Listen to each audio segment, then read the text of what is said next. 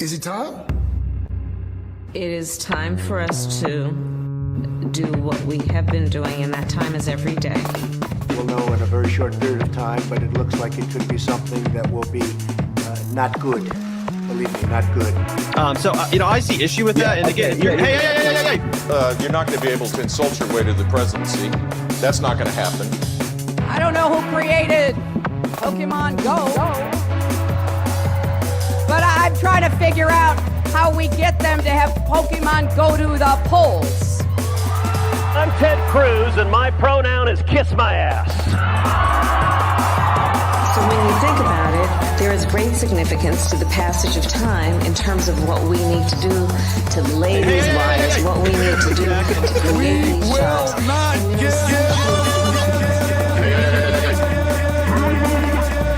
America is a nation that can be defined in a single word.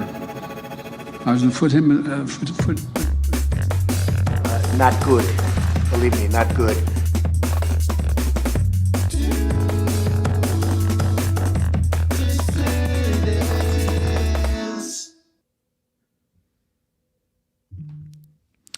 Hello, dissidents. Welcome, one and all, to the inaugural 2024 edition of the Do Dissidents podcast. My name is Keaton Weiss, here, of course, with our friend Tusker2, at Tusker2 on Twitter, known as Tusker to you fine people. Tusker, nice to see you again. Good to see you, Keaton. How are you doing? Doing great.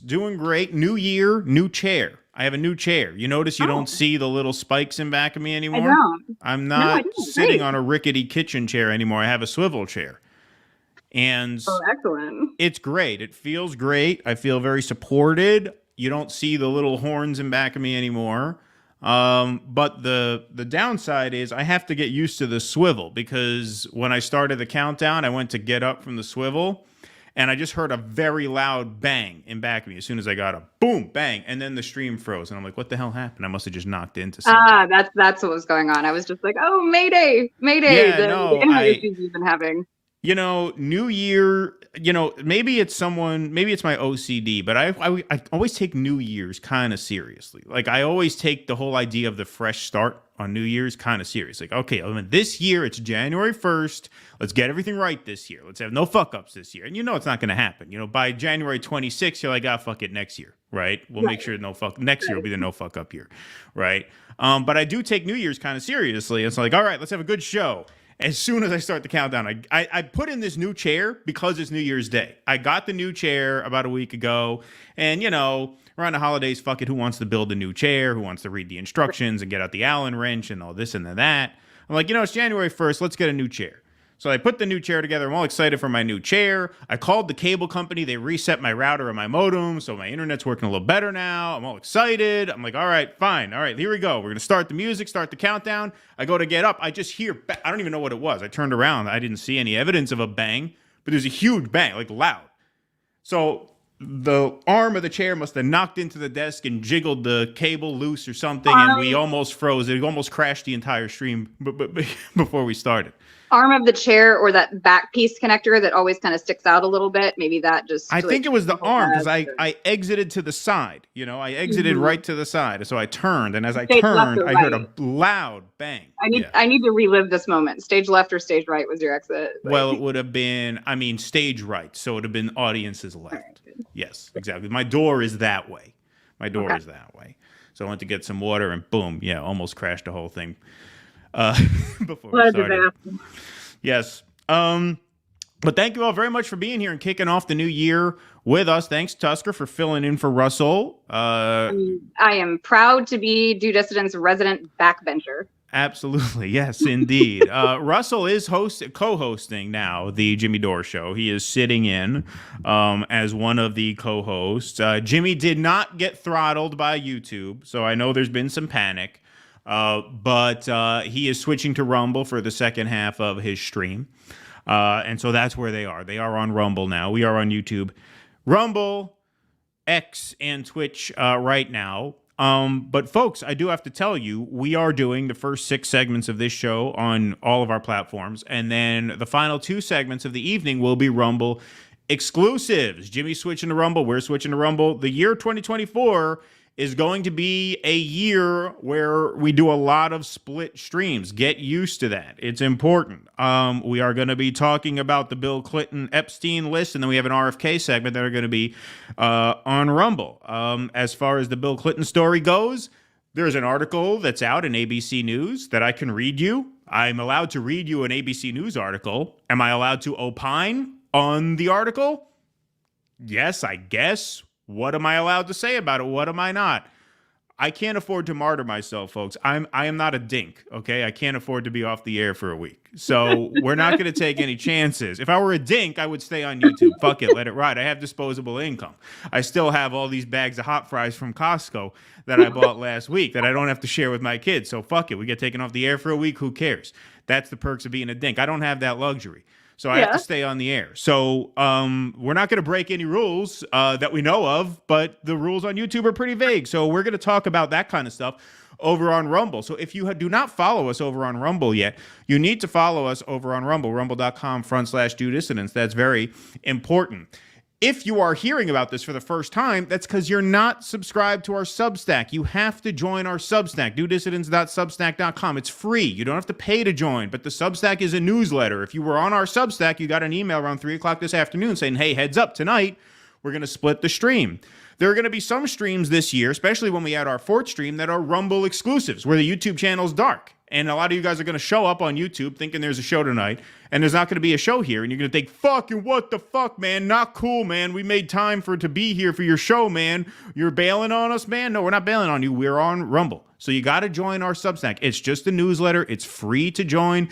If you can be a paid member, that's great. But if not, join for free, and then you'll get an email saying, hey, heads up, tonight we're splitting the stream in half YouTube, half Rumble.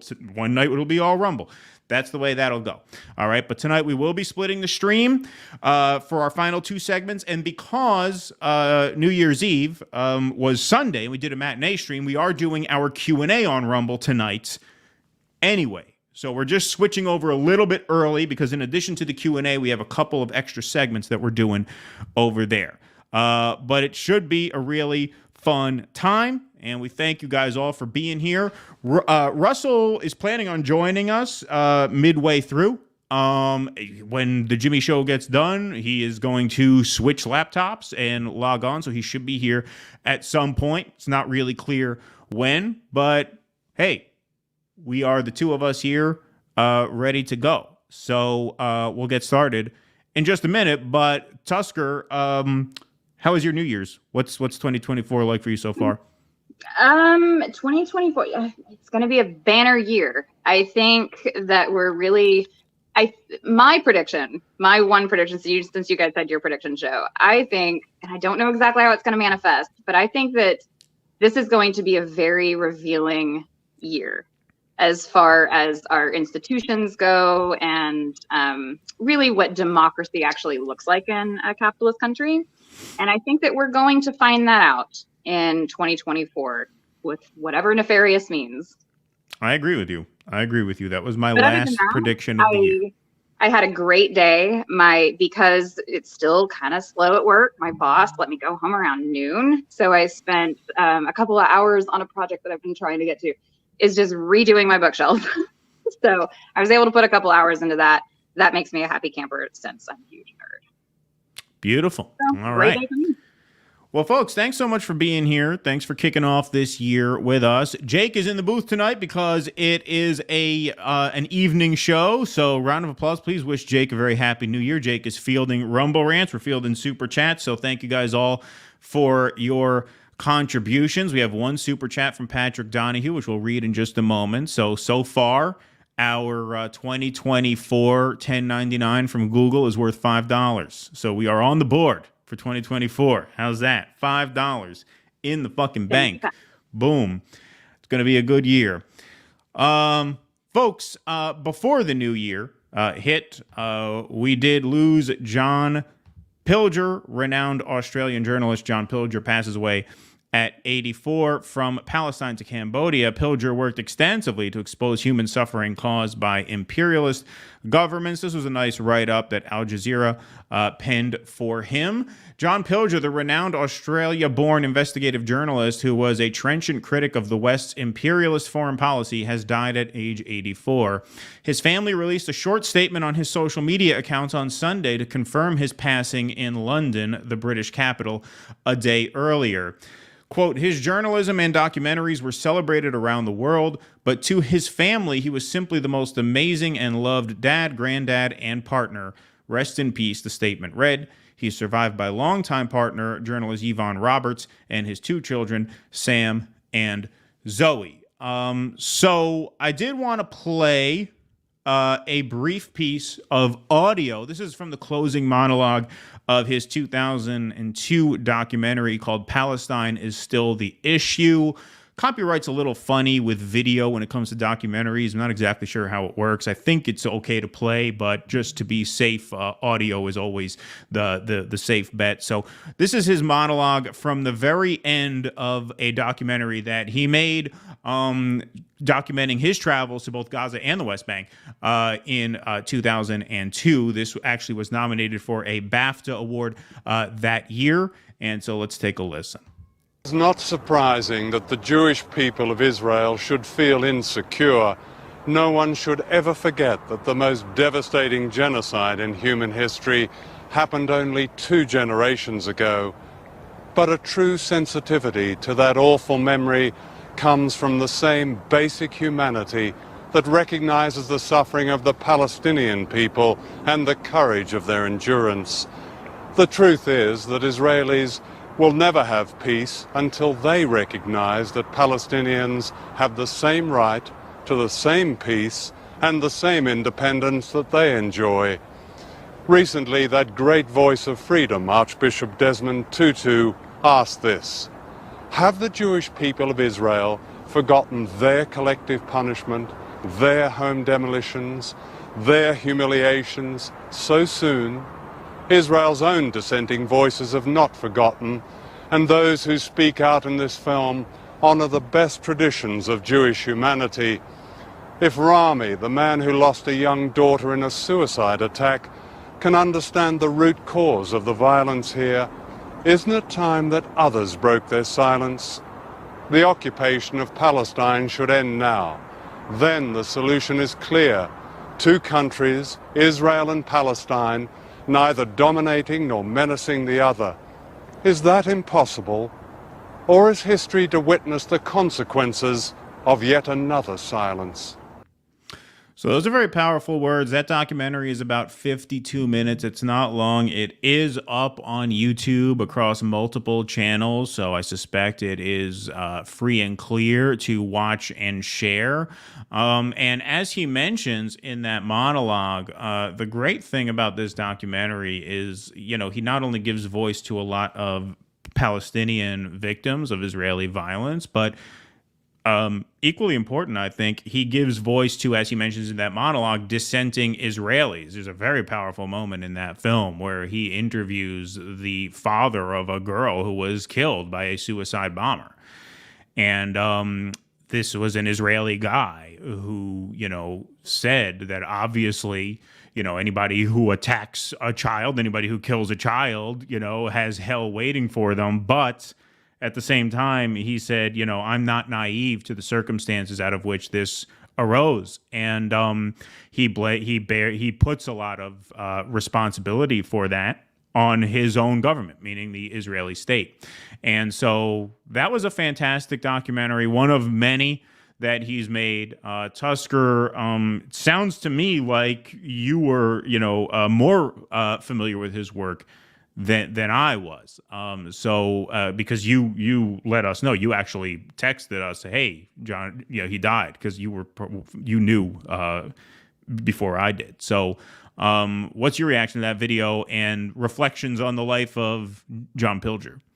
Well, he was one of the greats, and he was one of the last that we really truly have. I would say I consider maybe Max Blumenthal and Aaron Mate and the work that the boys do over at the Gray Zone, all the excellent work they do, to be the predecessor of John Pilger.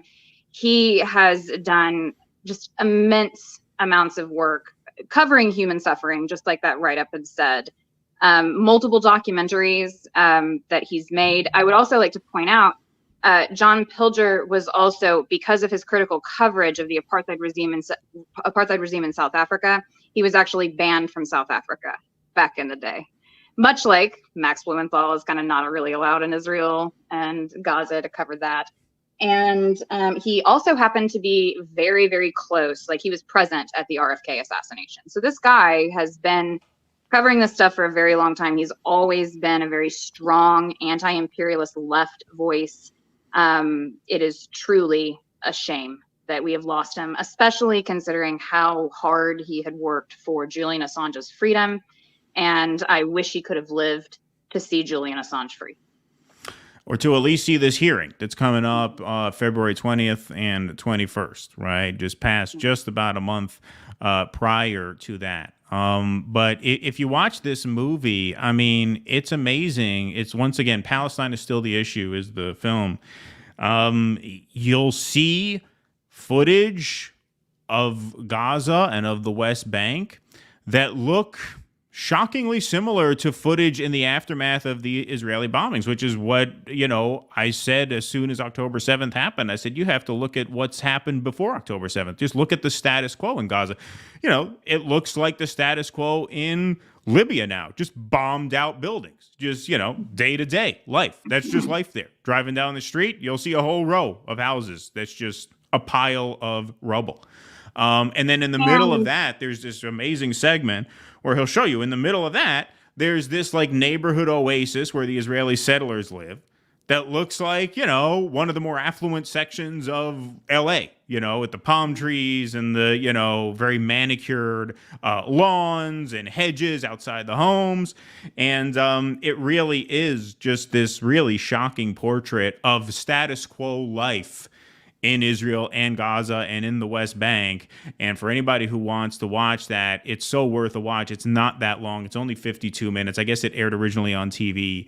But I had a chance to watch that. And in watching that, I thought to myself, man, if I had only seen this documentary sooner, I'd have known more what I was talking about on this issue for a lot longer. It doesn't take that much research. Part of the whole Israel-Palestine conflict that has been this massive sort of boondoggle is the sort of propaganda that, well, it's a complicated issue. It'll take years to study it and learn it. And it's actually not complicated. I mean, so to be an expert on anything is hard, right? That takes time. But you can know enough to talk about it. You can know enough to get the right politics about it pretty quickly. I mean, if you watch this documentary, it's only 53 minutes. That tells you basically what you need to know. And watching it, I felt guilty for not having discovered it sooner. I don't think it's necessary to assign guilt or do any sort of self-flagellation over that. I mean, well, I'm a self-hating Jew. That's just how I express myself. Yeah. But I think it does show that beautiful Israeli settlement that you're talking about. He obviously points out that it's surrounded by an electric fence and checkpoints, that absolutely cut off. And this is in the West Bank. This is supposed to be Palestinian territory according to the UN. It's an illegal occupation, all of those other types of stuff. The way that they have just surgically cut into the land of the Palestinians, and essentially the settlements are there to make a one-state or a two-state solution kind of impossible, mostly a two-state solution impossible. The other documentaries that I think he has a bunch of them. The one that I really like is The War You Don't See. That one is just a general take on propaganda. It brings in a bunch of different elements, such as the bombing of Japan. There's a little bit of a segment that talks about the propaganda around Israel and Palestine, but mostly it goes into how it was that we sort of built up the drive to go to war with Iraq. And he spends a lot of time questioning a whole lot of journalists that were either not reporting it accurately, and they later found out and felt guilty about it. But he has quite a bit of back and forth with a lot of like prominent like BBC executives and stuff, where he really puts the question to him. So it's interesting for that. And then the other one that I would highly recommend, these are both longer than the Palestinian one. They're about 2 hours each. The other one is The Coming War on China, where he goes into great detail about the encirclement of China. Yep. A life definitely well lived and well fought, for sure. We do have a question in the chat. Will Tusker do the headbang? She assured me she would during the countdown. So here we go. 1, 2, 3, 4. There you go. Beautiful. Look at that. Nicely done. Nicely done. Round of applause for Tusker getting that headbang done for us tonight. Getting it done right. Jay Martha says, wig for Russell. See, now we're all getting the Tusker is Russell. Before, when you filled in for me, it was, oh, wow, Keaton looks different. See, now Russell looks different. Now Russell looks different. Just the resident backbencher. Yeah, you can come out. You're welcome anytime. Patrick Donahue, thanks for the €5. Michelle Bachman is the dean at a school I've seen. She talks unrepentantly about wiping Gaza clear of Palestinians and tumbleweed. Zionist rule USA. Yeah, she made news recently for that. I didn't know what dean of what school. Maybe she should be the new president of Harvard now that Claudine Gay is gone. I think they already got one. Yeah, they probably put somebody else in. They got people ready to go. Probably some fucking bimbo lacrosse player or something. No, I think it's I don't know much. I can't remember the guy's name. I think he's kind of a known Zionist.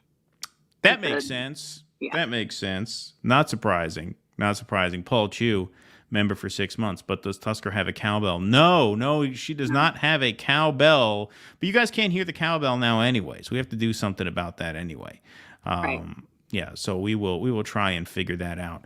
The last time I tried to improvise, it did not go very well. It sounded much like the cowbell sounds with the microphone. Yeah. With nothing, me not getting a new microphone. It was pretty pitiful. So we'll just have to wait. Hopefully Russell will be able to join. Yeah, he should be on, I guess, fairly soon. I don't know. The interview on the Jimmy Show ran a little bit long. By the way, for those who are filing in late, Russell is sitting in on the Jimmy Show. He's in L.A. right now, so he's Jimmy's in-studio co-host tonight, and then he will be hosting next week, starting next week, Monday, January 8th. All right. So South Africa is taking Israel to court. Here's a PBS headline: Israel to defend itself at World Court after South Africa files genocide accusations. And we're going to get to that piece in just a minute. But in the run-up to this, there was actually a very good article in Haaretz which broke this down. So state officials fear International Court of Justice could charge Israel with genocide in Gaza. The International Court has great influence in shaping international law. Its recognition of South Africa's claim may cement the perception that Israel is committing genocide in Gaza, says Dr. Shelley Aviv Yaini, an expert on international law. The security establishment and the state attorney's office are concerned that the International Court of Justice at The Hague will charge Israel with genocide in the Gaza Strip, this at the request of South Africa, which petitioned the court over the weekend. Haaretz has learned that a senior legal expert dealing with the matter has in recent days warned IDF brass, including Chief of Staff Herzl Halevi, that there is real danger that the court will issue an injunction calling on Israel to halt its fire, noting that Israel is bound by the court's rulings. The military and the state attorney's office have already begun preparing to deal with the complaint, and a hearing on the matter will be held at the Foreign Ministry on Monday. Don't forget, this is an Israeli newspaper that is reporting this. According to international law experts, the proceeding may cement claims of genocide against Israel and thus lead to its diplomatic isolation and to boycott or sanctions against it or against Israeli businesses. Unlike the International Criminal Court at The Hague, which conducts proceedings against private individuals, the International Court of Justice deals with judicial disputes between countries. Israel does not recognize the jurisdiction of the criminal court, which is conducting investigations into alleged war crimes by both Israelis and Palestinians, including in the current war. In contrast, it is signatory to the Treaty Against Genocide, by the power of which the court derives its authority to hear the complaint filed against Israel by South Africa. According to the court's prior ruling, any signatory country may file a complaint against another country, even if it's not directly harmed by it. In other words, they can basically bring the case on behalf of the people who are being genocided, which they are. BRICS starting out the new year busy, not sitting on their feet. In its appeal to the court, South Africa claimed that Israel is committing genocide in Gaza and is not acting to punish those inciting to genocide. Where have we heard debates about incitement to genocide? We're not talking about college kids running around on a campus waving a flag in the air. We're talking about an actual genocide being cheered on. It accused Israel of, quote, indiscriminate use of force and forcible removal of residents, and it claimed that among the reported Israeli actions are, quote, crimes against humanity and war crimes. It also claimed that some of these actions meet the basic definition of genocide. South Africa has requested that the court discuss the matter in the coming days and issue a temporary injunction against Israel that calls for a ceasefire in the Gaza Strip. According to the petition, this step is necessary to protect the Palestinians from, quote, further irreparable damage. South Africa further requested that the court order Israel to allow Palestinians removed from their homes in the Gaza Strip to return to them. I don't know what homes they're talking about, sadly, to stop depriving them of food, water, and humanitarian aid, to ensure that Israelis are not inciting to genocide and punish those who do, and to allow an independent investigation of its actions. In its response, Israel accused South Africa of a blood libel, big surprise, which is without legal merit and constitutes a base exploitation and contempt of court. The Foreign Ministry statement reads, South Africa is collaborating with a terrorist group. Can you believe this? Collaborating with a terrorist group that calls for Israel's annihilation. Hamas is the one responsible for the suffering of the Palestinians in the Gaza Strip when it uses them as human shields, blah, blah, blah, steals humanitarian aid. As to accusations of harm to civilians, the ministry said that Israel is committed to international law, abides by it, and directs its military efforts against Hamas and terrorist groups that collaborate with them and against them only. Now, here's a couple interesting pieces of this article. We're almost done with this one. I know this is a lot of reading, but this is a huge thing. Professor Eliav Lieblich, hope I got that name right, an expert on international law at Tel Aviv University, explains that South Africa makes two central claims: that Israel isn't acting to prevent statements that call for genocide, and that it is committing actions that constitute genocide. These are very, very harsh things to Israeli ears, but their effect must not be ignored, and therefore the claims must be responded to seriously. Dr. Shelley Aviviani, an expert on international law at Haifa University, likewise believes that South Africa's complaint should not be taken lightly, as the ICJ has great influence in shaping international law, and its rulings impact the perceptions of the international community. Therefore, the recognition of South Africa's claim may cement the perception that Israel is committing genocide in Gaza. Genocide is a violation, the proof of which in court requires two elements, Lieblich asks. First, you have to show intention of annihilation, and second, certain actions in the field that promote this intention. According to South Africa, the intention is proven by the statements of senior Israeli figures and a public atmosphere of erasing or flattening Gaza, and the widespread harm to civilians and the hunger in Gaza show the factual element of the deed. So, I know that was a lot of reading, but it's kind of remarkable that that article was printed in an Israeli newspaper. It's also really, like I said, I always check myself whenever I say that something is encouraging or heartwarming, because obviously the situation in Gaza is just apocalyptic and awful and dreadful and horrible and unthinkable. But, we named the BRICS partnership the winner of 2023, and it is heartening to see not just South Africa, but the fact that they are part of this sort of alternative power structure to NATO and the G7.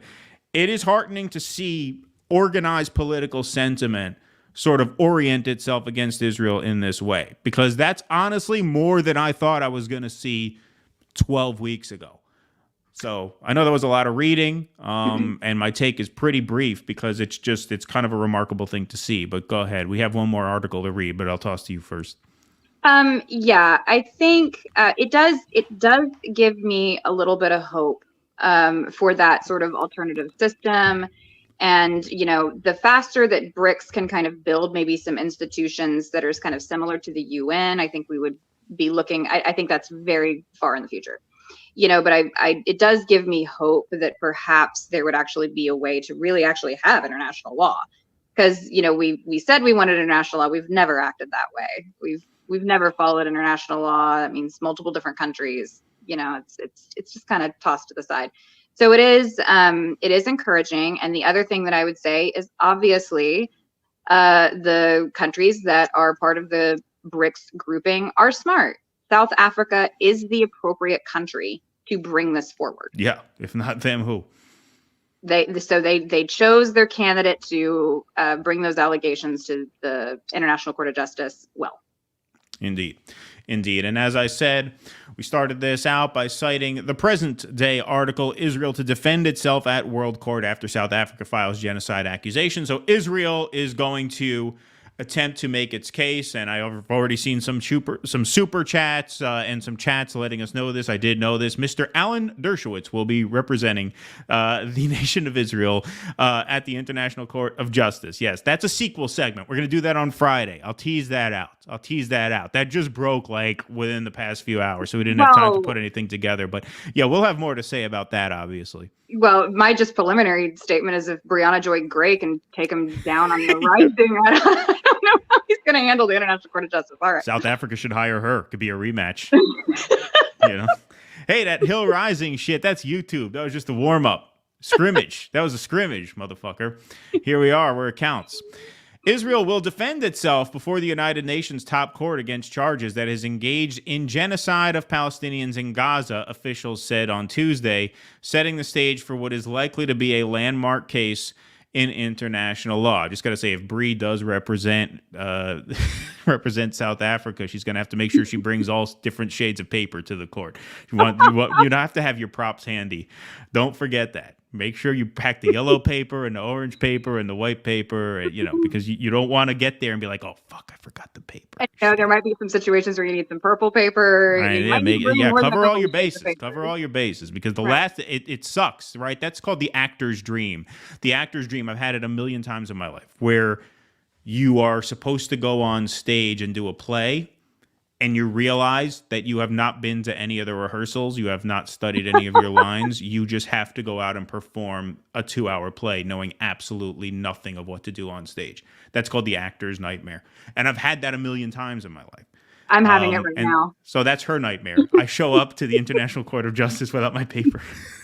I don't have my construction paper. So make sure you prepare. Make sure you prepare if that ends up happening. South Africa launched a case Friday at the International Court of Justice at The Hague, Netherlands, saying that the Israeli military campaign targeting Hamas has resulted in enough death, destruction, and humanitarian crisis in Gaza to meet the threshold of genocide under international law. South Africa asked the court to order Israel to halt its attacks in Gaza. Israel rarely cooperates in international court cases, I wonder why, dismissing the United Nations and international tribunals as unfair and biased. Its decision to respond to the charge signals that the government is concerned about the potential damage to its reputation. The genocide charge... I'm sorry, they don't participate that often because it depends on Dershowitz's schedule. You know, he's so busy defending other people. Exactly. They can't always get their main guy. That's why he's not available all the time. If we can't get Dershowitz, that's it. We can't go. The genocide charge strikes at the heart of Israel's national identity. The country sees itself as a bulwark of security for Jews after the Holocaust killed 6 million Jews, and world support for Israel's creation in Palestine in 1948 was deeply rooted in outrage over Nazi atrocities. Yes, the Convention Against Genocide was drawn up by world powers the same year in hopes of preventing similar atrocities. Yes, this is one of the great ironies of Israel, is that it was created alongside the United Nations, which was formed to prevent war and genocide. It was formed to prevent genocide against everyone. That's why the Jewish Voice for Peace activists hold up that brilliant sign, never again for anyone. Never again means never again for anyone, including the victims of Israeli violence, which they don't seem to take to heart. Ilan Levy, an official in the Israeli Prime Minister's office, accused South Africa of giving political and legal cover to Hamas after its October 7th attack triggered Israel's campaign. The state of Israel will appeal before the International Court of Justice at The Hague to dispel South Africa's absurd blood libel. So the point of that is that they're actually going to fight this case because they feel it is in their interest to actually go and hash this out. And they are picking, yes, Alan Dershowitz to go and represent them at the International Court of Justice. But we've said from the very start of this, well, I shouldn't say from the very start of this, because that would be giving myself too much credit. I thought this was going to be business as usual, where Israel just gets away with doing whatever the hell it wants with no damage to its reputation. It seems like that's not going to happen. It seems like this is going to become at a cost, and that cost is, as AOC would say, reputational harm in the short term. And that may appear as a slap on the wrist in the short term, but down the road, I do believe they will be a pariah state for this. This will not be forgiven, and this will not be forgotten. And it falls to everybody not to forgive or forget this, because unfortunately, it's probably too late for Gaza. The North looks like an apocalyptic landscape. It's a wasteland. We did a segment, Russell and I sat in on a Jimmy Dore segment where they played video. I mean, Jimmy called it a moonscape. That's exactly what it looks like. Tragically, it is likely too late for Gaza, but it's not too late, and it'll never be too late to bring Israel to justice on the world stage. And that doesn't mean terrorism. That doesn't mean wiping it out. We're not barbarians like the Israeli state are. It means they become a pariah state on the world forum. And that's what they have to become. There has to be justice for this. And there is hope that there will be justice for this. And it falls to us, everybody in the world, to see that there's justice for this by not forgetting about this, not come 2024 when some other crisis blows up in our face after Labor Day and we all get scared into voting for Joe Biden because, oh my God, what's blah, blah, blah. It falls to us to have some fucking resolve, have some fucking backbone, and not let the people of the world forgive or forget what has happened these past 12 weeks, which is the mass slaughter of thousands upon thousands of innocent women, men, and children. Yeah, and just to kind of, you mentioned you'd wished you'd seen that Palestinian documentary that John Pilger had done earlier. You might have known more. So I'd kind of done a lot of my Palestine research. Now, at the time when I'd done that, it was probably back in 2017. So I didn't have the same political orientation that I have today. But even back then, I remember watching countless documentaries and just being horrified by it. And that's just because I was someone, I'm curious about things. I heard things mentioned and I found it. The thing that's happened with this situation is it's become a world event. And that's, as horrible and terrible as what's going on in Gaza, that was one of the issues. It wasn't a world event. The violence was, it was horrible, it was terrible, but it was a little bit more minor, not as on a big scale. It didn't last as long. And so you just have so many more people delving into this and, finding a lot of these really brilliant communicators such as Gabor Mate, Miko Peled, Norman Finkelstein, and Ilan Pape, and dozens of others that have really been contributing to this space for a long time. All of the history is there. It's there for people. It just needed a spark for people to discover that. So the sparks happened. Let's see what the masses are able to accomplish. And because of that, the masses can't let up. You have to keep up the pressure campaign on this. And, we need justice in this situation. Yeah, absolutely. And this is a step towards that.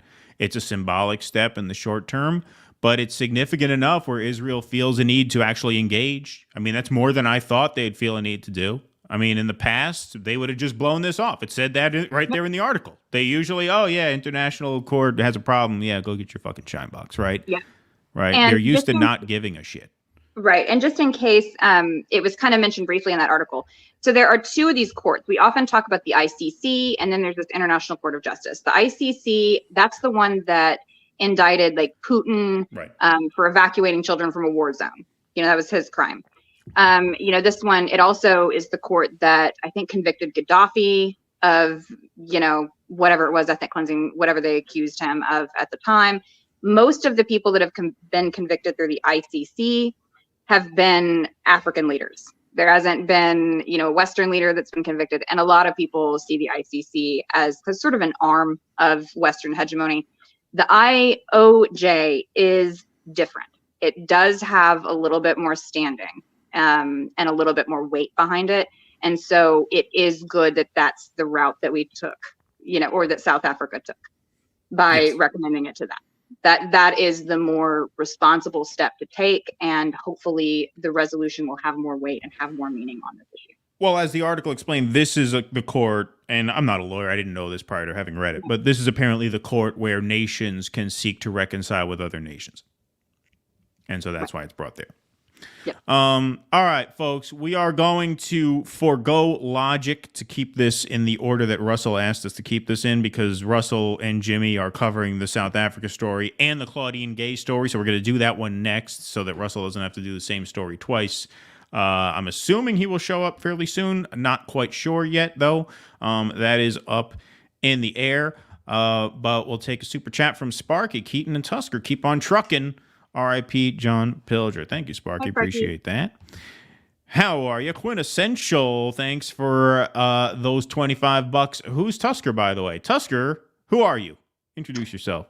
I started out as a fan of Due Dissidents. I called in, I don't know, was it about a year ago? Yeah, it was about a year ago, I think. Yeah. I kind of habitually bothered them, and now I'm just kind of a barnacle, I think.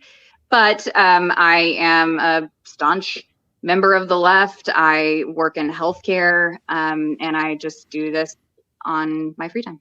Yeah. Yep. Indeed. Crystal video last week. Finkelstein unleashed BBRFK Mar. RE Israel Gaza. Marianne not there. Surely a coincidence. Yeah, Finkelstein's not a fan, but that was a good interview. He gave Crystal a couple of good interviews, actually.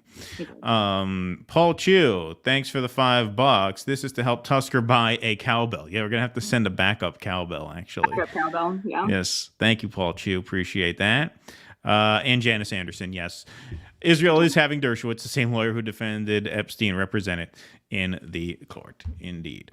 All right. Looks like we don't have any Rumble rants forthcoming.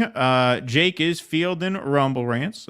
So feel free to send them if you got them over there. Thank you over there on Rumble. 386 strong in the Rumble chat. Coming up on 1,000 strong in the YouTube chat. Just a reminder, folks, we are having our Q&A after the show on Rumble tonight, which was rescheduled from Sunday since we had a Sunday matinee. But we are switching halfway through the stream. Not halfway through the stream, sorry, 3/4 way through the stream, right. To Rumble. We do have a couple of fun Rumble exclusive segments tonight, so be sure to tune in for that. So, folks, you had the University of Pennsylvania president step down after backlash to her congressional testimony, and then the Harvard Corporation, the Harvard board, looked like it was going to stand by their embattled president, Claudine Gay, and they did, but amidst the second plagiarism charge, she resigned anyway. Claudine Gay resigns the presidency of Harvard University amid plagiarism allegations. Is from CNN. The resignation of Harvard President Claudine Gay after new plagiarism claims closes her chapter in a storm that has dragged elite schools into bitter pre-election politics. Gay announced she was stepping down on Tuesday, ending the shortest tenure atop the renowned Ivy League university in history after weeks of criticism reignited when the Washington Free Beacon published new accusations that she had lifted language she used in a paper 20 years ago from another professor. So for reference, here are the accusations in the Washington Free Beacon. Here's this headline: Harvard president Claudine Gay hit with 6 new charges of plagiarism. Harvard President Claudine Gay was hit with 6 additional allegations of plagiarism on Monday in a complaint filed with the university, breathing fresh life into a scandal that has embroiled her nascent presidency and pushing the total number of allegations near 50. 7 of Gay's 17 published works have already been impacted by the scandal. Oh, my God. But the new charges, which have not been previously reported, extended into an 8th. In a 2001 article, Gay lifts nearly half a page of material verbatim from another scholar, David Cannon, a political science professor at the University of Wisconsin. The article, The Effect of Minority Districts and Minority Representation on Political Participation in California, includes some of the most extreme and clear-cut cases of plagiarism yet. So this is a research paper, obviously, like a research article, an academic research article. And here they cite examples of where her language kind of overlaps with this previously published paper that 35 people read and no one really remembers or cares about. As you can see, the highlighted text represents all the similarities. The VRA is often cited as one of the most significant pieces of civil rights legislation passed in our nation's history. Claudine Gay writes, the Voting Rights Act of 1965 is often cited as one of the most significant pieces of civil rights legislation passed in our nation's history. And as you can see, all that red highlighted text is stuff that is similar, if not identical, to the source text, which she apparently did not cite. The Washington Free Beacon continues. Cannon, like several of the scholars Gay has quoted without attribution, insisted that she had done nothing wrong. I am not at all concerned about the passages, Cannon told the Washington Free Beacon. This isn't even close to an example of academic plagiarism. Though Harvard's governing board, the Harvard Corporation, said in mid-December that it had reviewed Gay's published oeuvre and found several cases of inadequate citation, it did not identify any of the examples described in the new complaint, which was submitted to the school's research integrity officer, Stacy Springs, and obtained by the Free Beacon. The discrepancy raises troubling questions not just about the scope of Gay's plagiarism, which appears to afflict half of her published works, but also the thoroughness and seriousness of the corporation's probe, which the board described as, quote, an independent review by distinguished political scientists. Okay, so we have here a plagiarism accusation, a citation of stuff that was clearly lifted from another source. Seems like she may have done it. The author says she didn't. Seems like she probably lifted material from his paper, as I'm sure most of us have done in college. I know the process of writing a research paper is basically, I mean, what? You read shit, you take it in, you write it down. If she had changed the words, would it have been less lifted? Like, isn't a research paper taking in information and writing it down? I admit I'm a biased source here. In a sense, I have no dog in this fight whatsoever. If I were king of the world, I would seize the assets of all of these Ivy League universities. I would repurpose their dormitory rooms for, low-income housing or affordable housing units, and I would strip the schools for parts. I don't believe in the commodification of the education system. I don't believe in prestigious universities. I don't believe the people who go to these universities are any more special or more entitled to a life of happiness than anyone else. And so it could not concern me less who goes to Harvard, who runs Harvard, who swims at Harvard, who plays football at Harvard, who's on the debate club at Harvard. I don't give a fuck about Harvard. I don't like Harvard. I never have. I don't care about Claudine Gay. I never have.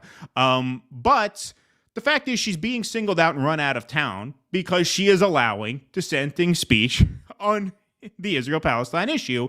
And I don't like that. I don't like that. And I don't like that Bill Ackman now gets to take a victory lap and tweets out something like, et tu, Sally. I guess Sally is the head of MIT, I'm assuming, since he's now taken down 2 of the 3 leaders of these Ivy League schools that have been in the crosshairs of these assholes over these past few months. And so whether she's guilty or not, maybe she is. I don't particularly care. I don't hold it against people if they cheat on academic papers. I think academia is a giant jerk-off. I don't respect it as an institution. I never have. And I think she's being singled out, and I don't like to see it. Whether she's guilty or not, fuck them. Fuck them.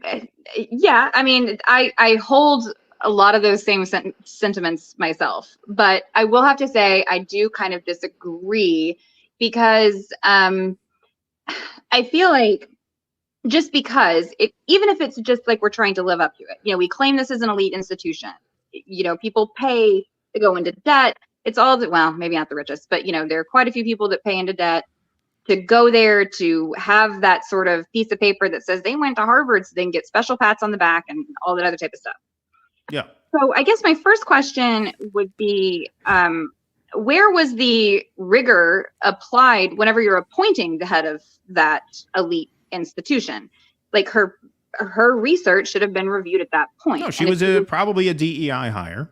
That's what people are saying about her. That's probably true.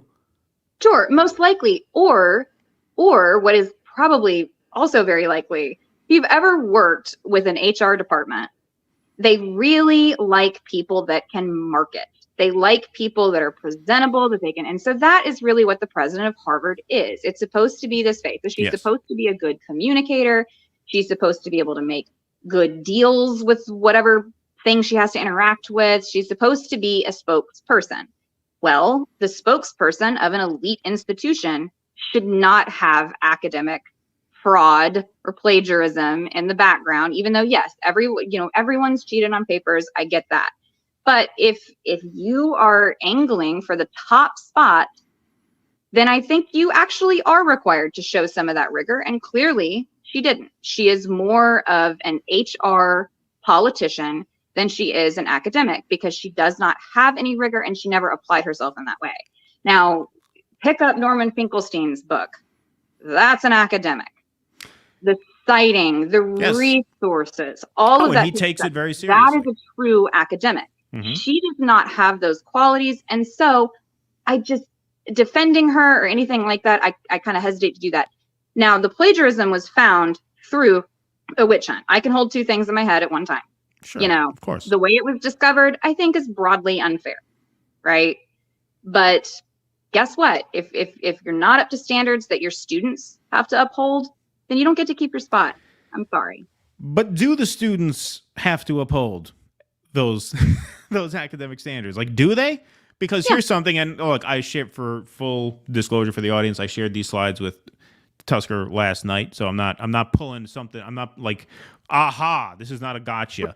43% of white students, Harvard admits, are legacies, jocks, or the kids of donors and faculties. This was a study that was put out in 2019 and reported on in Slate. This month, a group of researchers have delivered a sobering look at how affirmative action works for affluent whites at America's most prestigious university.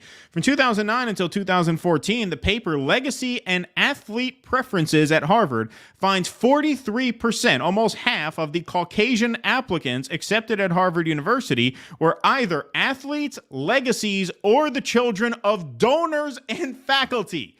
Only about a quarter of those students would have been accepted to the school, the study concludes, without those admissions advantages. So, tell me again about the academic standards that you are held to at Harvard. It's a school full of rich kids and bimbo lacrosse players, who, I'm sorry, they are not vetted in this way. These fucking kids write research papers exactly how Claudine Gay wrote hers. They read fucking shit that was published years before, and they basically paraphrase it, and sometimes they may use the exact wording, sometimes they don't. What academic rigor is involved in changing the sentence structure so that it doesn't register a direct match in the Washington Free Beacon's research? Oh, we got you for this sentence matches that sentence. Who fucking cares? You're reading shit, you're regurgitating it, and you are repeating it in written form on your paper. The great playwright David Mamet said, you only need three things in life to be successful. He says, you don't need smarts, you don't need talent, you need neatness, you need obedience, and you need memory. You need to be able to straighten a collar on a shirt, you need to follow orders, and you need to know how to retain and regurgitate information.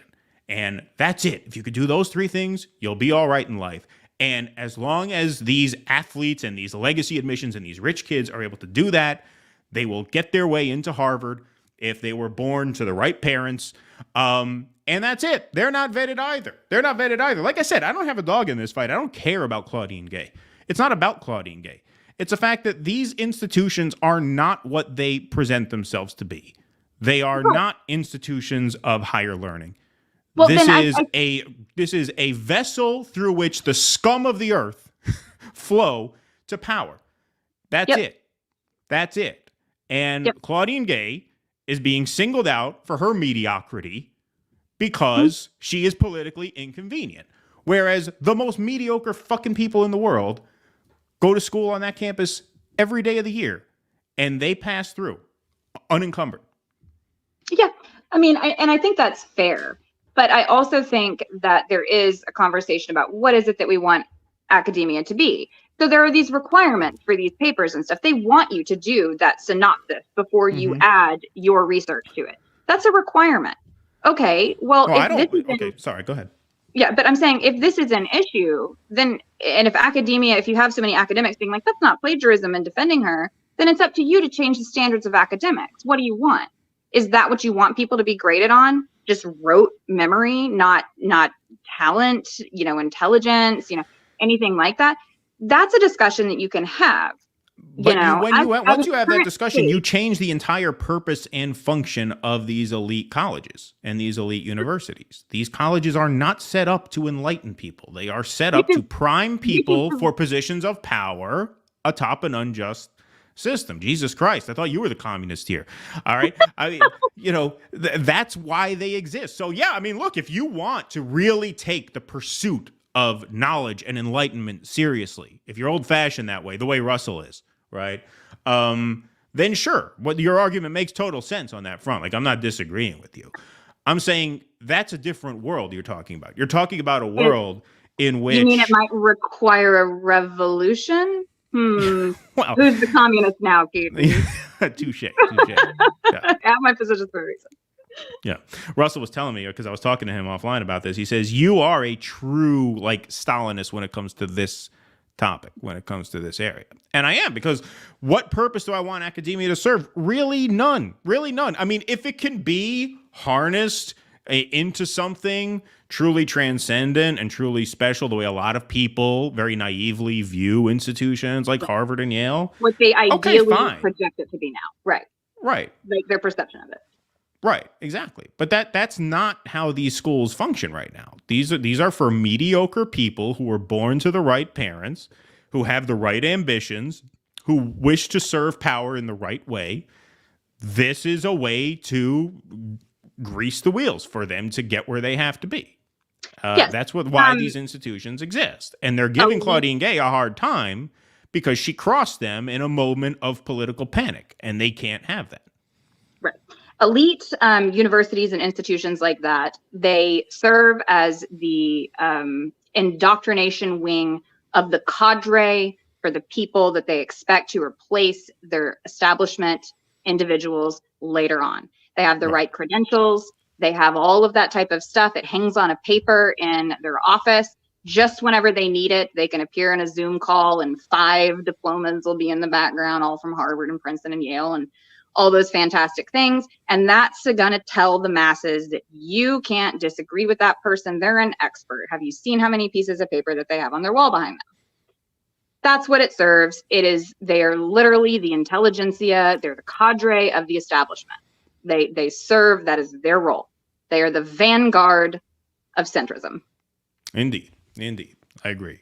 All right, folks. We want to take a moment here to give a special shout out to our Patreon members. You can go to patreon.com/DoDissidents to help support this show. You get some perks in exchange for doing that. You get your name up in lights on our supporter scroll here. You also get call-in access to our weekly post-show question and answer sessions. Those are exclusively held on Rumble. We usually hold those every Sunday night after the show, but because of the holiday schedule, our previous 2 Sunday streams were matinees, and so we are having our post-show Rumble Q&A tonight, immediately following this program. So all are welcome to join and watch, but Patreon members, paid Substack subscribers, and paid Locals members have call-in access to those shows.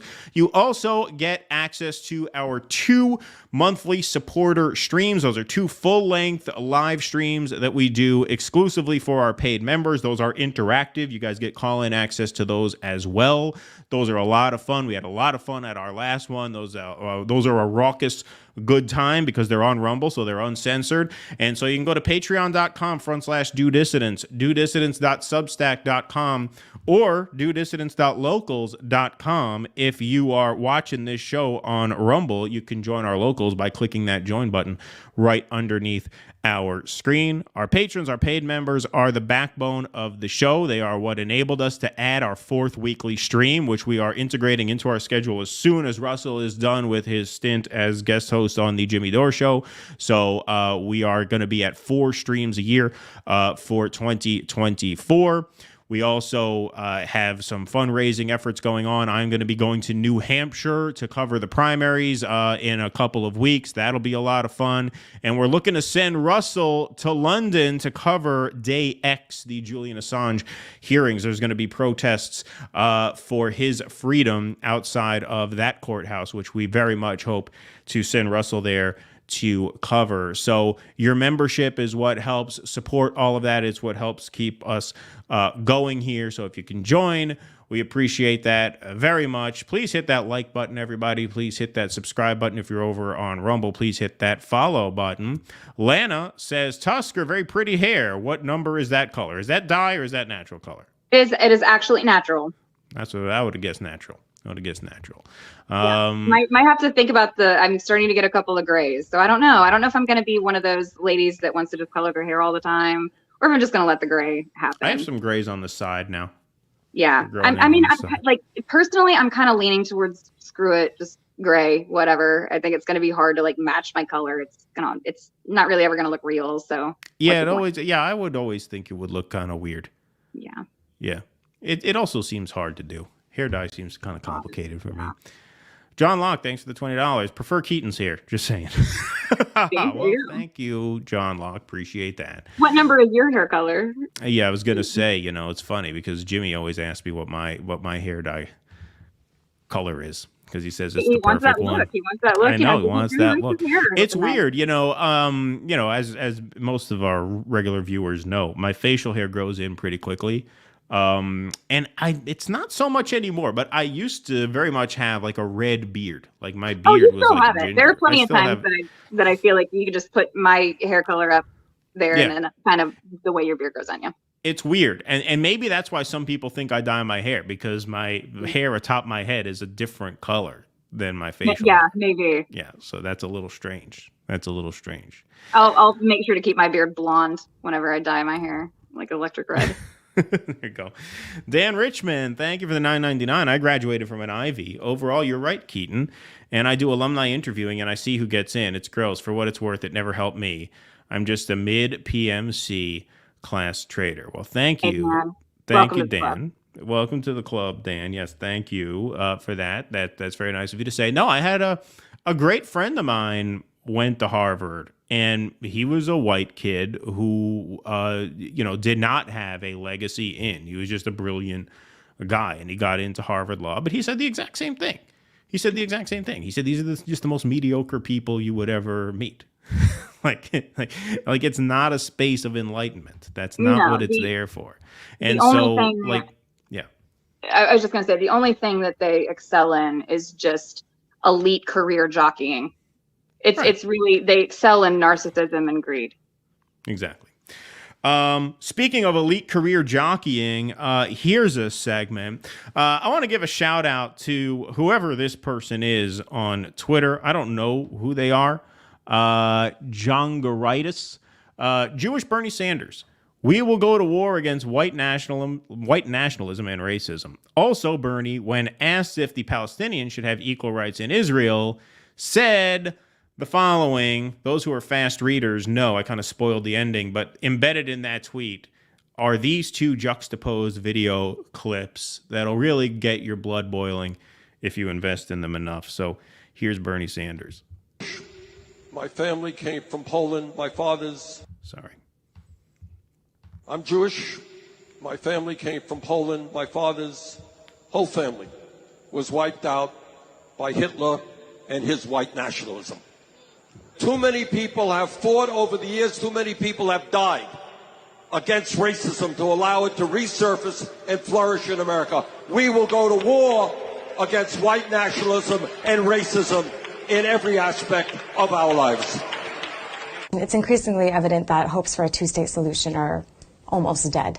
At the same time, polls among Palestinians in the occupied West Bank and Gaza are showing that they're increasingly in favor of a one-state solution with equal rights for Israelis and Palestinians alike and equal citizenship.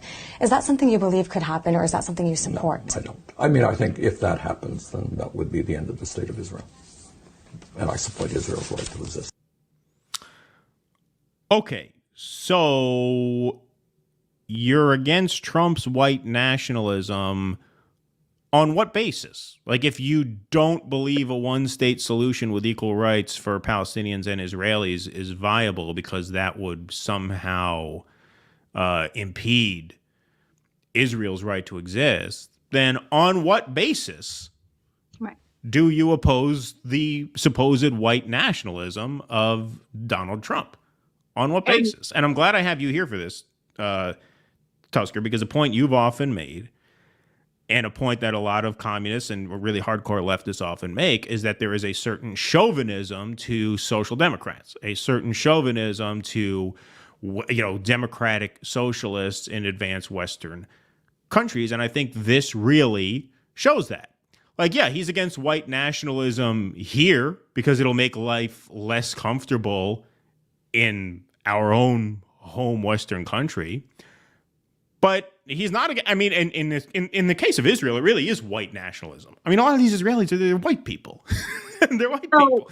So white nationalism for Israel is okay, apparently, but not for us. That is Western chauvinism. That speaks to a point you've often made, which is a blind spot of the Bernie Sanders movement and a real sort of inherent hypocrisy to social democrats in general. Yes. So first of all, I would like to take the word white out of nationalism. We're talking about just nationalism. Now, there are a couple of different types of nationalism. There's nationalism that's fighting for their own self-determination and their own sovereignty. That, I'm fine with that type of nationalism. You see that in what it is that we call national wars for liberation. Things like Angola, what I would consider Palestine might be undergoing at the moment. That type of nationalism that is a unity among a group of people for their own sovereignty and their own self-determination, I can support that. The type of nationalism that breeds itself to chauvinism can be accomplished by anybody, no matter their skin color. That it can and it would be, accomplished by that. It just so happens that at the time that the nationalism movement really kicked off, it was led in Germany and the European nations. And so that's the reason why we associate white nationalism with it. But nationalism that seeks the domination and destruction of other nations is the type of nationalism that is dangerous because it does not care about humanity. It does not care about civil liberties. It does not care about self-determination of people. And frankly, the way that you often see those types of movements behave is because they feel especially victim. This was something that happened back in up until the 1917 revolution. That was a huge talking point. It's the reason why we wrote multiple volumes like Marxism and the National Question, where theoretically we went through all of this. And one of the things that happened is you had the Jewish Bund that was kind of more of the social democratic side. And they kept pushing for special rights for the Jews, special rights, not equal rights, special rights. And then there were a bunch of tracts that, the communists wrote in a response to that and saying, no special rights. You don't get special rights. It's equal rights for all. And that is what I uphold. I want equal rights for all. Yeah. Period. Of course. And I mean, here, I just have to play this again. I mean, it's short. Just the second half of this. almost dead. At the same time, polls among Palestinians in the occupied West Bank and Gaza are showing that they're increasingly in favor of a one-state solution with equal rights for Israelis and Palestinians alike and equal citizenship. Is that something you believe could happen, or is that something you support? No, I don't. I mean, I think if that happens, then that would be the end of the state of Israel. And I support Israel's right to exist. Okay, so who is eliminationist here? Who is genocidal here?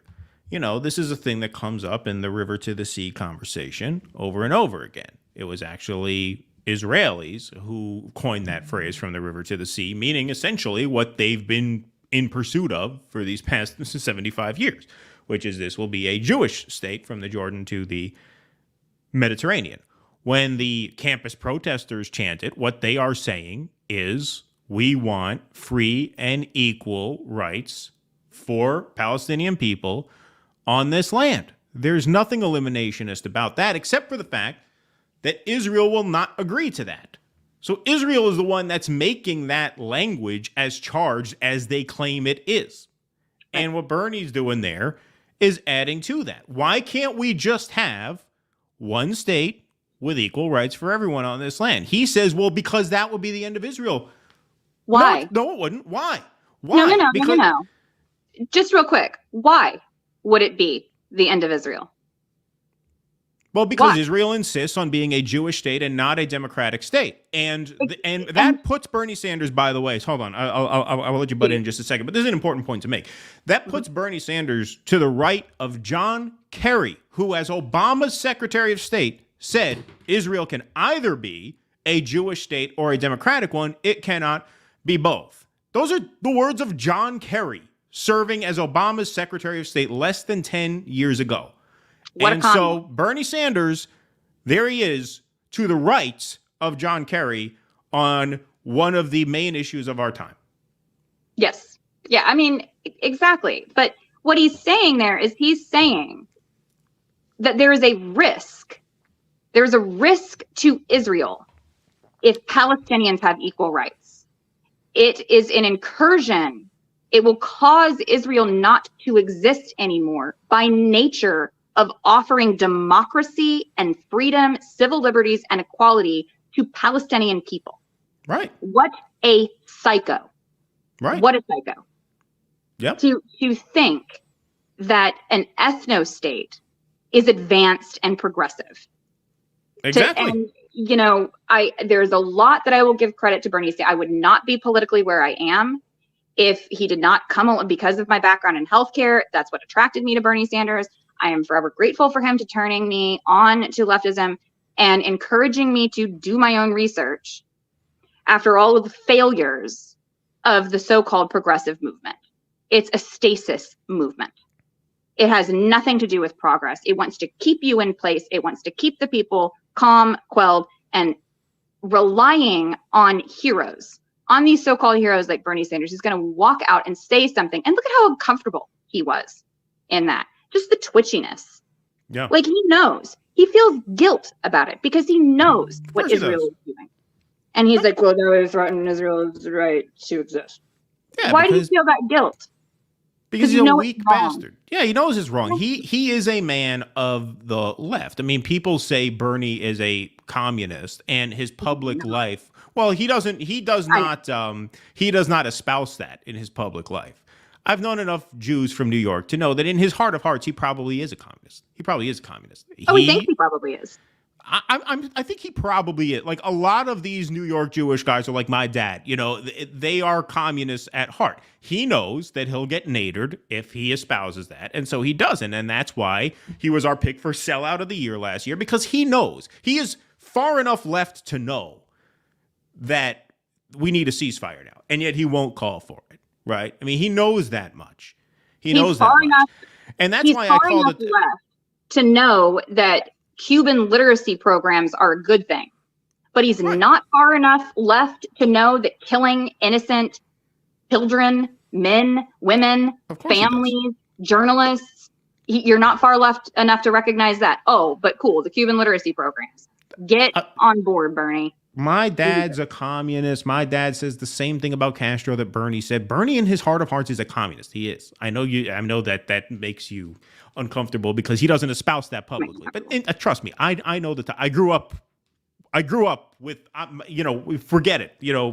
When the World Series was on, when the Yankees made the World Series, I go to my grandmother's house. It was a living room overflowing with Bernie Sanders types.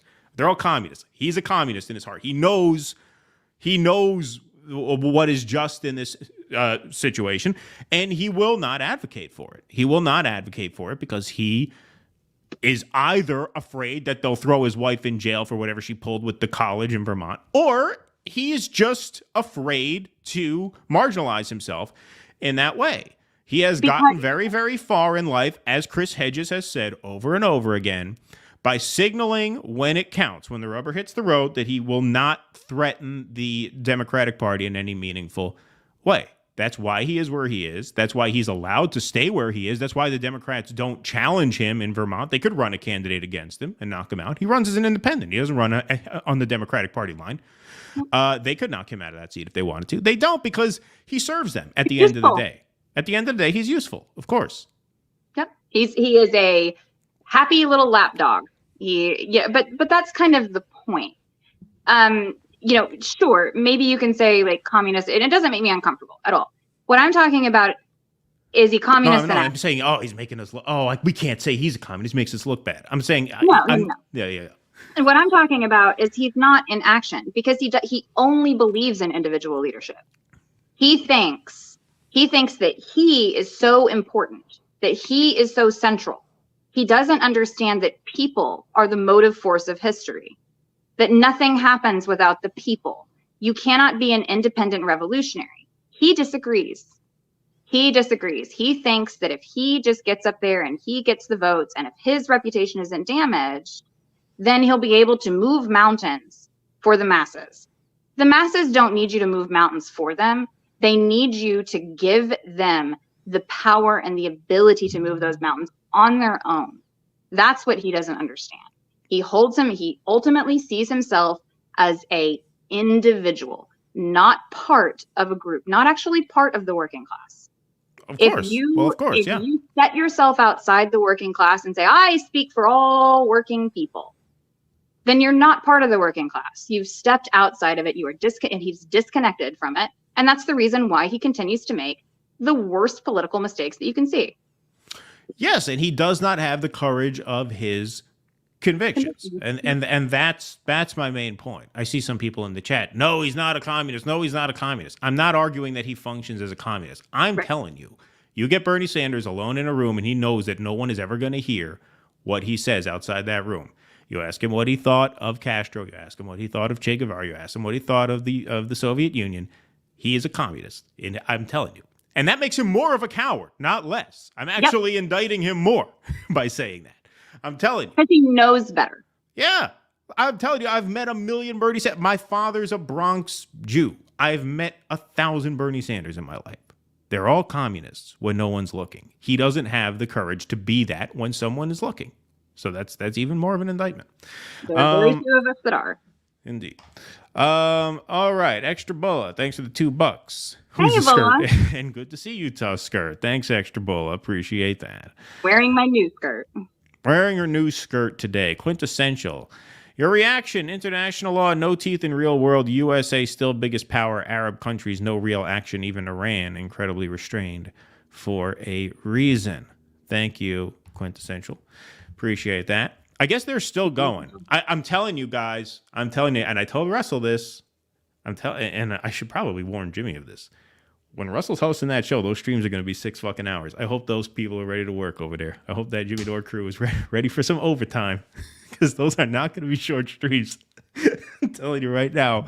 It'll be fun. Could you imagine whenever Jimmy's not even there to move it along and it's just Russell like, well, hold on, one other point, Kurt. It's Just saying. He's going to do great. They're going to be great shows. Hey, maybe they'll rack up a lot of super chats. That's a good thing about extending the show out. Yeah, so hopefully it works out for everybody. But yeah, those are going to be some epics indeed. All right, we have a really amazing piece of video here. This surfaced on TikTok. This is the State of Palestine speaking before the United Nations. This is 6 minutes long, but it's worth hearing every second of it. So we're going to take a back seat and full screen this and let you guys take in this speech at the United Nations. Israel has reacted with disregard and disdain. Why are they getting away with murder at this unprecedented scale? Because they were never held accountable. That is why they confess to their crimes. That is why they steal our lives, our land, our resources, our money, our past, our present, and our future in broad daylight. Stop. I'm sorry. I forgot about that. I forgot that I was going to have to interject. So here's the representative from Israel, just totally not even looking at the guy. Just totally ignoring the guy, showing nothing but contempt, disregard, and disrespect for the guy. I'm sorry, I said I wouldn't interrupt, but I had to add that context because it's a little tough to see from the video itself. All right, now I'll go away again. Our past, our present, and our future in broad daylight. Mr. President, one day the massacres will stop. But how will we get over it? How will we get over the mass graves, the inability to bury our loved ones, to offer them a dignified burial, seeing them in plastic bags? How will we get over 1,000 Palestinian children amputated without anesthesia? Can you hear their screams? Can you feel their pain? Can you imagine if they were your own children? How can we get over 8,000 Palestinians under the rubble? Those who were blessed to die quickly, and those who endured a terrible and terrifying death, a slow death under the rubble while we were unable to save them. How do you get over a genocide? We will be asked, nevertheless, despite all that we are enduring and all that we have endured for 75 years, to move on, to count our dead one more time, to count our wounded, our permanently disabled, the people scarred for life, the millions of victims, and move on. We will be asked to be peaceful. We will be asked to be grateful that this horrible chapter among so many other chapters, even though this one is the worst one we have gone through, is over until the next one begins. This is the ultimate expression of double standards. The other side is never asked to move on if Israelis are killed, never asked to be peaceful in such situations. This is the ultimate expression of racism, of dehumanization of our nation. We shall all be subject to the same rules, to the same expectations. We should all have our humanity recognized and respected. Those who have dared till now to find a way or another to justify what is happening in the Gaza Strip will have to endure shame forever. For those calling on our people not to seek vengeance, not to resort to violence, they must support our efforts to deliver justice. That is the path we have chosen, justice, not vengeance. But till now, that path has been obstructed in the face of the Palestinian people, and no one has ever been held accountable for the crimes committed against them. Israeli impunity cannot be allowed to survive this assault. So finally, Palestinian survivors can live with the sense that the massacres will not resume. The horrors this impunity has led to will continue occurring until this is brought to an end. Mr. President, the world is discovering the true Gaza while Israel is destroying it. They discover as Israel destroys our university and schools that we have one of the highest literacy rates in the world. They discover as Israel destroys our historic mosques and churches that we have religious diversity and a Christian community in Gaza that is an integral part of our history, our present, and our future. The world discovers the name of brave Palestinian journalists and doctors as they learn they were killed. They discover about a young Palestinian generation that was able to be creative and to perform and to try to lead a life in impossible circumstances, only to face death once again. The world discovers human beings who, despite repeated assaults and a decade and a half of blockade, somehow preserved hope, cultivated it, built their homes to see them destroyed, built them once more, saw them destroyed once more, built them again, built their lives despite loss and suffering. From within the ruins, they were able to rise again, only to face death once again. They found a way back to life, only to see death and destruction haunting them once more. Until when? That is what Israel is attacking. Hope. That is its greatest enemy. The fact the Palestinian people have not relinquished hope. The ability of our people to resurrect. They want to make sure that Palestinians in Gaza have no homes to return to. They want to make sure they have no life to return to. They want to make sure that life in Gaza is no longer possible, with one aim, what they call voluntary migration. Voluntary. 21,000 people killed, half of them almost children. And by the way, we mentioned the children and the women. Many innocent men have been killed. Voluntary migration, the code name for forced displacement. These are the options for Palestinians: destruction or displacement, death or displacement.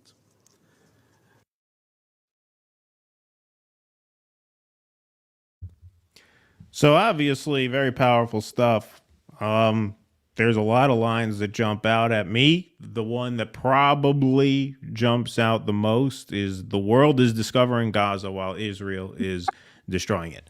And, that goes not only for Gaza, but for the West Bank as well. We did a segment, you and Russell did it when I was out last week, about Munther Isaac, who's the reverend at the Evangelical Lutheran Christmas Church in the West Bank.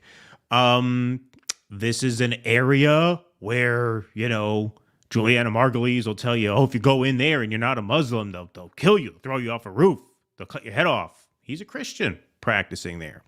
This guy says we have one of the highest literacy rates in the world. We have religious diversity. You are seeing the world discover really for the first time the humanity and the resilience of these people under unthinkable circumstances.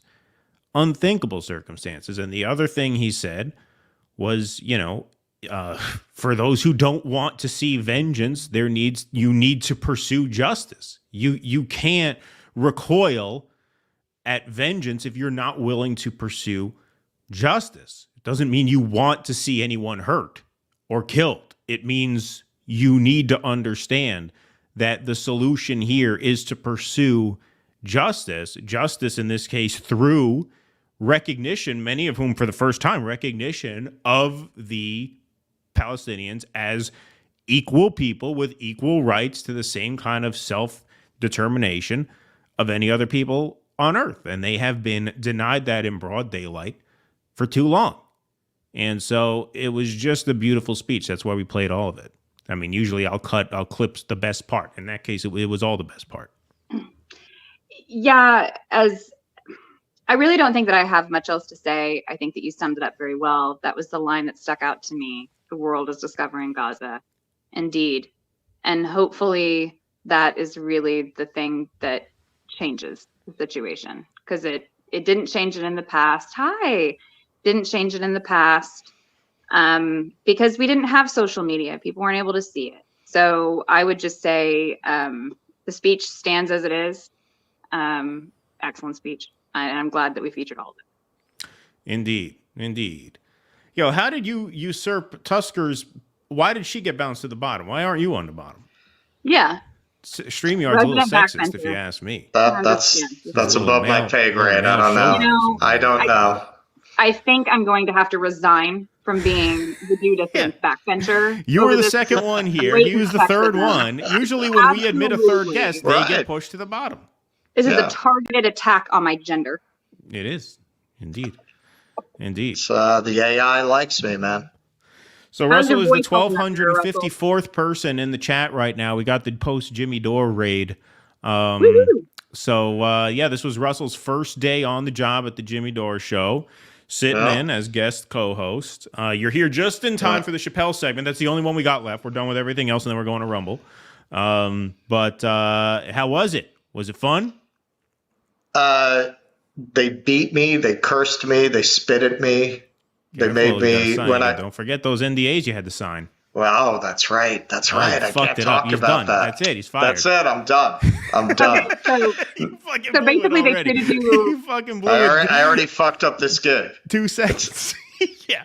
It's like the speech in The Hustler. You see the fat man, Eddie? You had him licked. You had him beat. What did he do? He slapped some water on his face, came back fresh as a daisy. That's class, Eddie, and you ain't got it. Yes.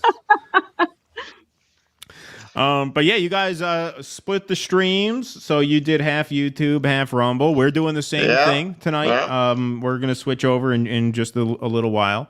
I didn't get to watch. I watched the interview that you sat in on, but I didn't get to watch any of the segments because we had to do this little show here. Nah, you know what's crazy? I had no idea how space age their setup was.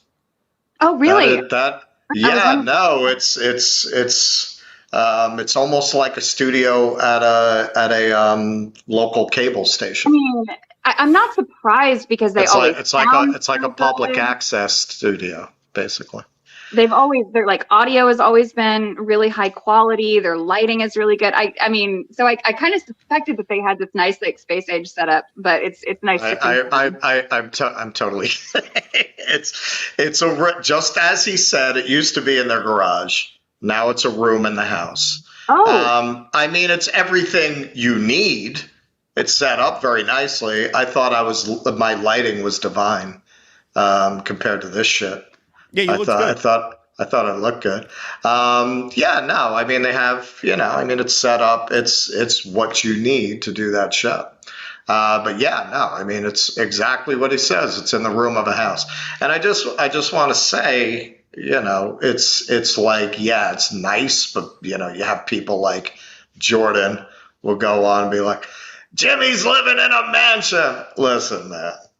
If you think he's living in a mansion, you ain't been in a fucking mansion. Okay, is he living like good times? No, but it's a house. Like, what do you think he lives in? A shack? It's a lamp. It's a nice lamp. That's $1 million lamp back there. Most of the if we grift hard enough, one of these days we'll be able to get a lamp like that. Well, he told me most of the money went into the lamp. Yeah. You know what I have in this room here? I have a floor lamp that I got from Walmart for $10. So my lamp sucks compared to, and it's not even on now. I have the overhead light on, but I got a new ring light recently, so that looks good. Hey, Russell's microphone is fucked up. Dude, you might have to send that back. Everything's fucked up. I'm on the webcam now. I put my camera on right before, and it worked this afternoon when we tested it. It was doing like that thing. Mm-hmm. When I just tried to use it, everything is fucked up. I don't understand it, man. I didn't even check my bags. That shit was in my backpack from New York to LA. Right. It was on your person. It's not like you checked it and somebody threw it across the plane or whatever, when they loaded it in or threw it down a conveyor belt. I do not understand. It's like everything got fucked up in transit. The fucking microphone doesn't work. The camera doesn't work. I'm all on the computer, mic and camera right now. Well, considering you're a little grainy now. Maybe it was you're a little grainy now. Some of because I'm on the computer camera. It's not bad for a computer camera actually, but it's not as good as my auxiliary. So in all seriousness though, Jimmy and Steph have been amazing. Kurt was really nice. Like, everybody's so nice. They took me out to dinner last night. It was really nice. They've been very sweet. We hung out. We watched the Dave Chappelle special together after dinner. We got that coming up next. Tusker, what were you going to say? Oh, I was just gonna say, considering some of Jimmy's recent stories, maybe it's like you cross into like some potential place and like the Mossad is able to target all your like electronic equipment or something. Yeah, like that. Maybe that's maybe they were trying to get Jimmy and they got me. They got you. Yeah, maybe. It was a mix-up. They were trying to sabotage him. Oh, Probably. hey, Russell, you're here just in time. We're at 666 over on Rumble. Jake just let us know. Hey, thank you, Jake, for letting us know that. Where are we at? Here we go.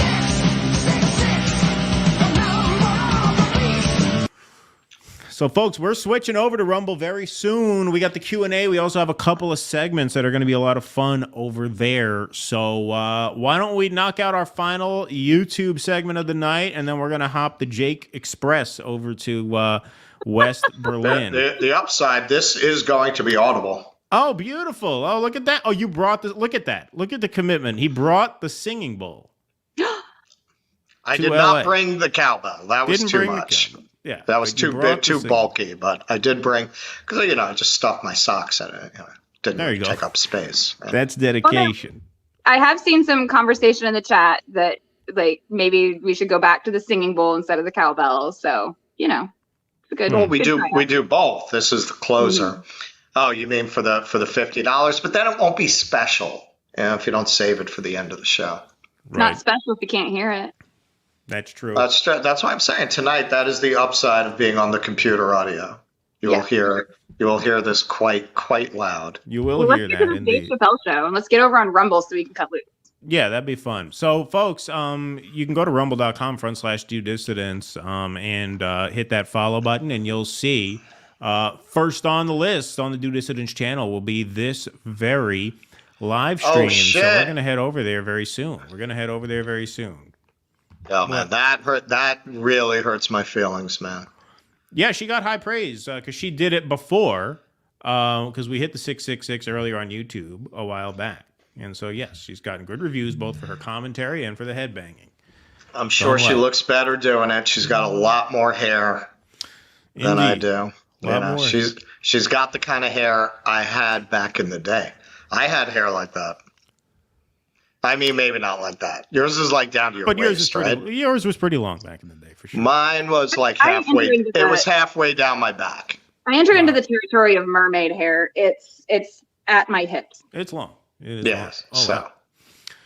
Wow. Alrighty, folks. We got one more segment to do before we switch streams. Well, we don't switch streams. If you're on Rumble, you are where you need to be. There will be a 5-minute intermission. Jimmy, you want to say hi? Oh. Hey, what kind of fucking bullshit you guys got going on over here? I can't hear what you're saying. He's got the earplugs in. That's good to see you. Good to see you. Hi. Hey, Tusker. Hey, Keaton. How's it going? Good. Can you hear us now?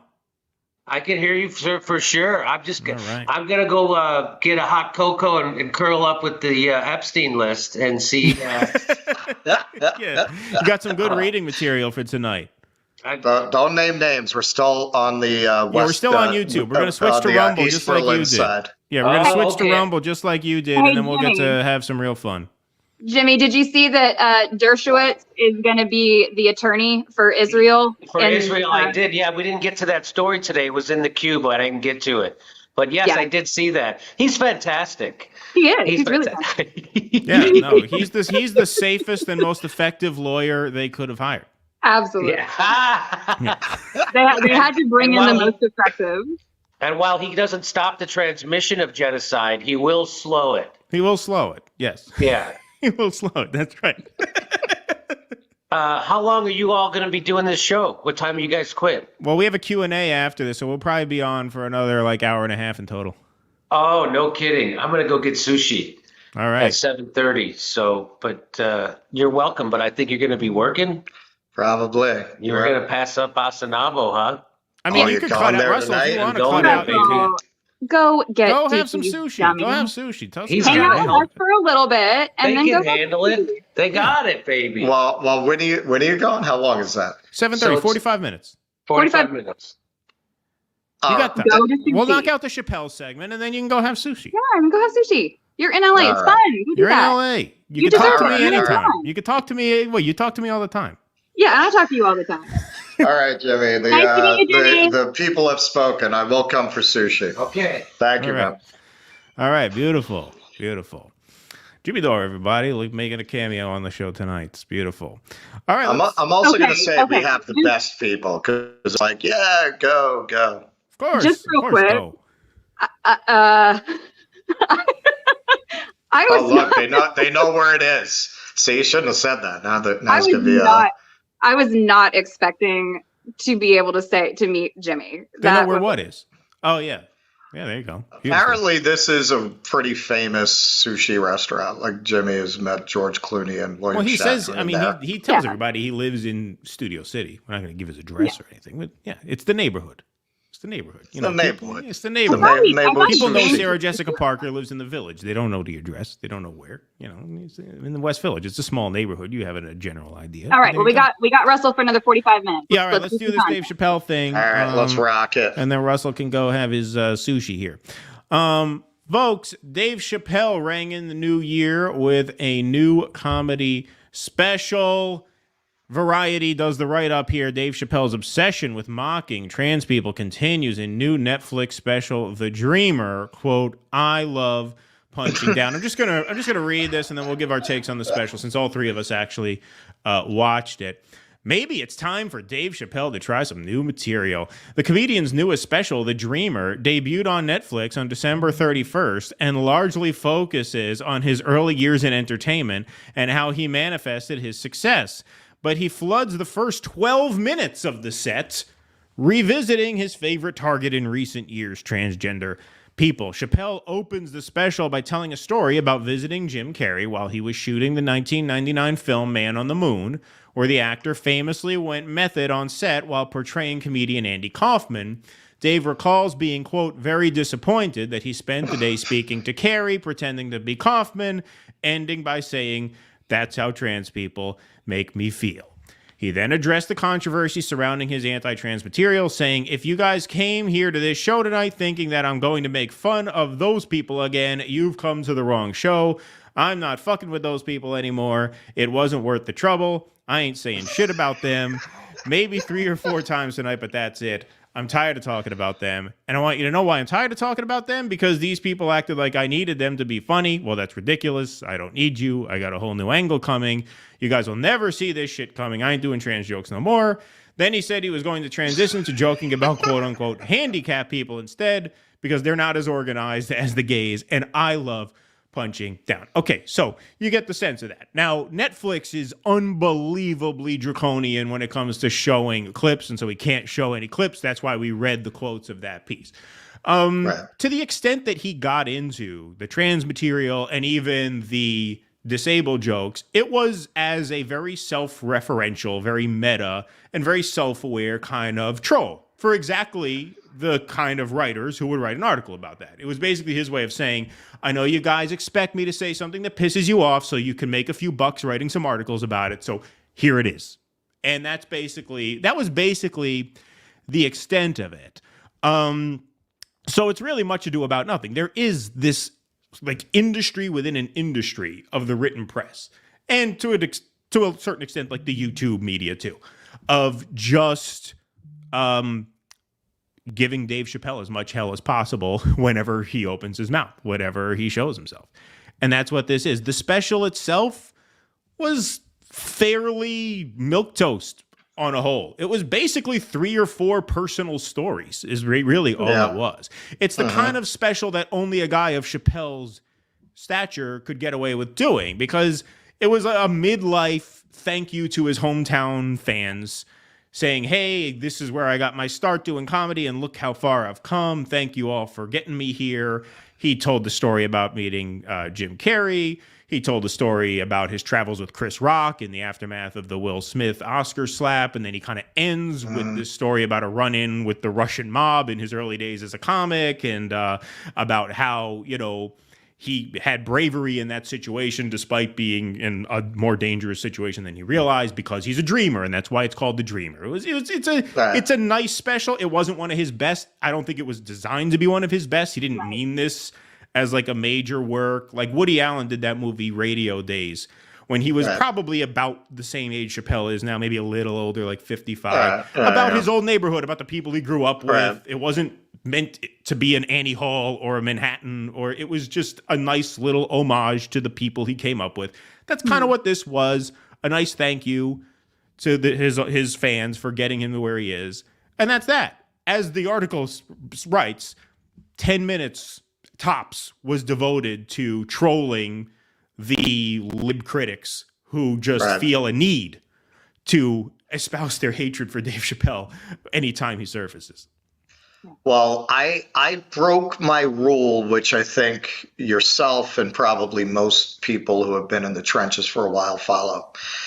When I see these dumb fucking libs post, oh, Chappelle has made a 4th special about attacking trans people. You know, I think the lady doth protest too much. I think that he must have had his heart broken by a trans person. Well, Missy, she needs to get over that. And I said, hang on, I thought misgendering is against the rules, isn't it? Why are you misgendering Dave Chappelle? So hang on. So you're attacking him for making these transgender jokes by misgendering him and relying on homophobic tropes. And you can imagine where that went. That is the intellectual quality of people who are particularly exercised about Dave Chappelle making jokes. That first 10 minutes did kill me because he's Dave Chappelle. He's got great craft. His timing, his delivery, like on paper, those jokes are kind of like, yeah, they're funny. In the delivery, and I already knew what they were from reading articles, it still killed me in the way that he presented it. And the whole handicapped bit I thought was pretty funny. And what was funny about it is, here's somebody doing comedy. My understanding of comedy is you push buttons and you cross lines and you fuck with people. And anybody who only saw in that the element of he's making a joke about trans people and not the meta dimension of his commenting on the reaction, which was really the joke. The overall joke was fucking with those people and commenting on the idea of being in a moment where what is the line and why is the line where it is, and can you really not make this joke? What do you think? I'm serious? What do you think? I mean this? Like we talked about it a little on Jimmy's show. You know,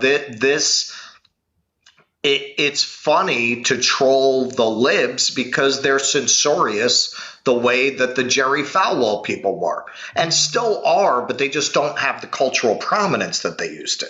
When they did, they were the target.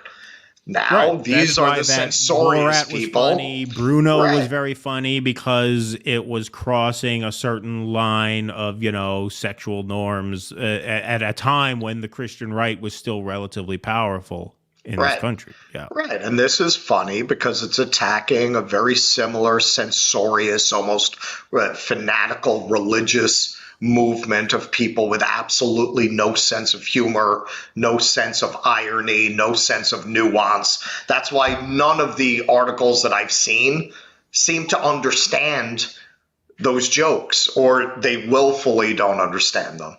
Like they're really not about what they're about. They're a commentary on this moment we're in where you're not supposed to make these jokes. And as you pointed out, that's not even what the special was. It's not even what it was. Most of the special was him, yes, talking about reflecting on his life like a middle-aged man will do at that moment in life. That's a good comparison, Woody Allen with Radio Days. And with all of his specials, remember, Dave Chappelle came out of a performing arts high school. He has some background in drama. He's very theatrical. So he always does a bit of a dramatic monologue structure in these comedy specials. So it has an arc. And I thought the opening was really funny. I thought the end was very strong dramatically, as he can be when he wants to be. I thought the middle dragged. Yeah. That was hard. Yeah. That was my take. I thought that as far as the jokes and the comedy and that type of stuff, yes, it was the opening that was kind of packed with most of the funny bits, and then you were treated to sort of his recollections going through the same thing that you've said. It was a memoir. He threw in some jokes, but that's really what it was. It was a stage memoir with some jokes thrown in, and for that medium, then I think it was very well. If you were expecting just a raucous 60-minute comedy special, then it's not for you, Right. And I think the other thing, as far as like the commentary, like him like doing the transition to talking about handicapped people, the thing is that these liberals never understand that he would have done that one joke. If they didn't make a big deal out of it, he wouldn't have spent however many other times doing it. It's your outrage that is fueling people to do this. It's sort of the exact same thing with Trump.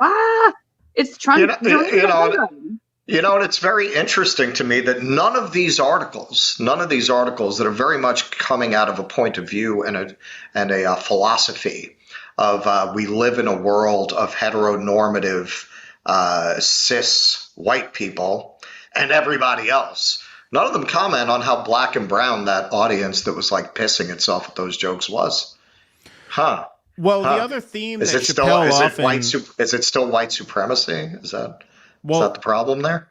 The other theme that Chappelle often visits, in the closer, he talked about how he got into an altercation with a gay woman, I think at a bar or something. And she called the police, and he said, they're gay until it's time to call the cops, and then they're white again. Right. And the point of that was to talk a little bit about what Russell's talking about, which is he kind of deconstructs and picks apart a very simplistic view of the world, which is that every marginalized group united ideologically and politically against white people. And that was what he was exploring there in that disabled joke, where he's joking that there is a disabled person who's transphobic who's there to hear anti-trans who's there jokes, to laugh at and now trans he's people. at the receiving end of a joke. So it was sort of in line with that thematically. And so that was the point he was clearly like trying to make, and he did make it. It was very meta. It was very self-referential. It was very self-aware.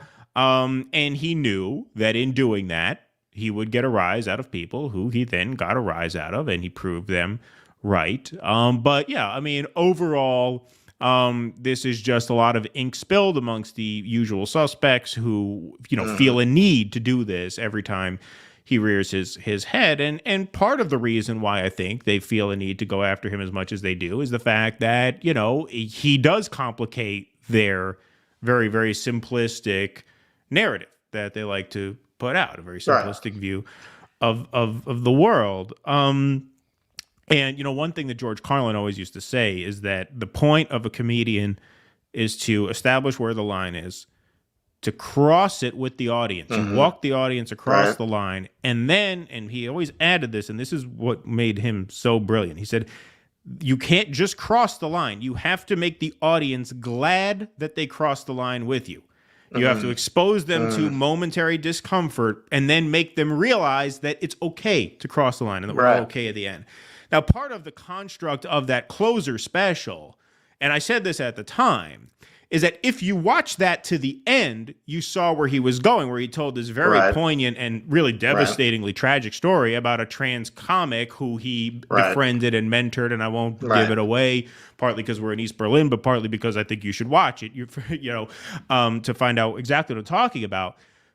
That was after an hour of pretty antagonistic material. And if you're doing a special on Netflix, Netflix is the least captive audience on earth, because if they get offended by something, they could just turn it off without watching all the way through. It's not the same medium as stand-up comedy, which is in a theater where people come to see you, and it's going to take a lot for them to actually walk out. Right? Here on YouTube, if we bore you guys for a second, you turn us off. You go watch The Vanguard, right? So we can't afford to. Maybe not The Vanguard. Maybe not The Vanguard. I'm joking, but apparently they went after us again. Yeah, they made fun of our Led Zeppelin cover. That's all right. They need the material. It was good that we did that for him. Actually, we threw him a bone. Yeah. I mean, now they're just clout chasing. Yeah, exactly. Now you're just cloud chasing. But no, like the point is, like, when you extend that very antagonistic material for an hour and then you sort of bury the real meaning of the special in the last 10 minutes, that's a calculated risk that you take. And that's an example where the medium of stand-up doesn't really match the medium that most people are absorbing it through, because stand-up is a live performance and most people are absorbing this on their phone on Netflix where they could just turn it off. But this wasn't even that. This was a few minutes of a wink. Hey, didn't I trigger you here? All right, knock yourself out. Write a nice article about that. And then he went on with the rest of the show. And it was overall, like, it was pleasant. It was enjoyable. Probably one of his more forgettable specials. I don't think it was intended to be a masterwork. But hey, if you're Dave Chappelle and they'll pay you millions of dollars to tell a few fun personal stories, do it. Fuck it, I got some personal stories I could tell for $1 million.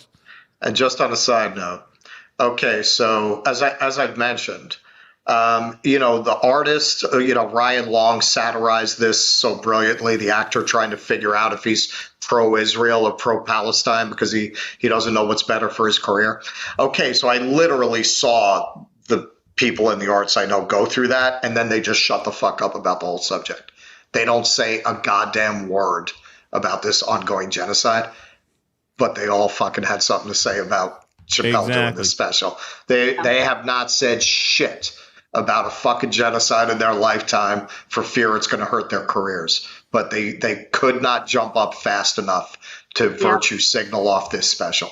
Yeah, it's a great observation. I mean, that's them in a nutshell. Well, let's if we only have Russell for just a brief period of time, let's get him in the Q&A or get him in the next segment. Well, we're gonna do another half hour. I got to do some super chats before we do that. They finally came in when Russell came on. You make it rain. I guess it takes both of us here to make it rain. It looks like it's like the Wonder Twin powers. Yeah, the Wonder Twin powers. Yeah, exactly. Apparently, it's actually your milkshake that brings the boys. This is not exactly. It's Russell's milkshake that brings the boys to the yard. Yeah. I don't know why. Listen to Doug Stanhope's take on U.S. nationalism, says DC. Thank you, DC. Appreciate that.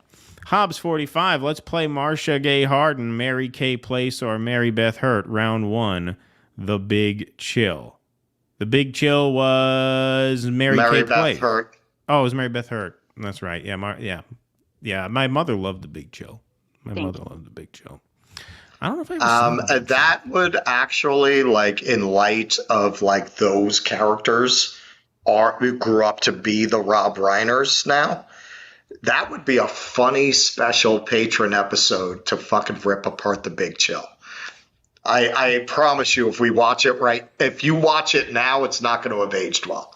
Not for people like us. I've never actually seen it. I know my parents loved that movie, but I never actually saw it. That would be very funny to do a takedown of The Big Chill, because it was made when the boomers were in their late 30s, early 40s, and it was very self-aggrandizing. It was very much they're going through the midlife crisis about whether they had given up their youthful ideals for material gain and professional success. Like that's what the whole movie is.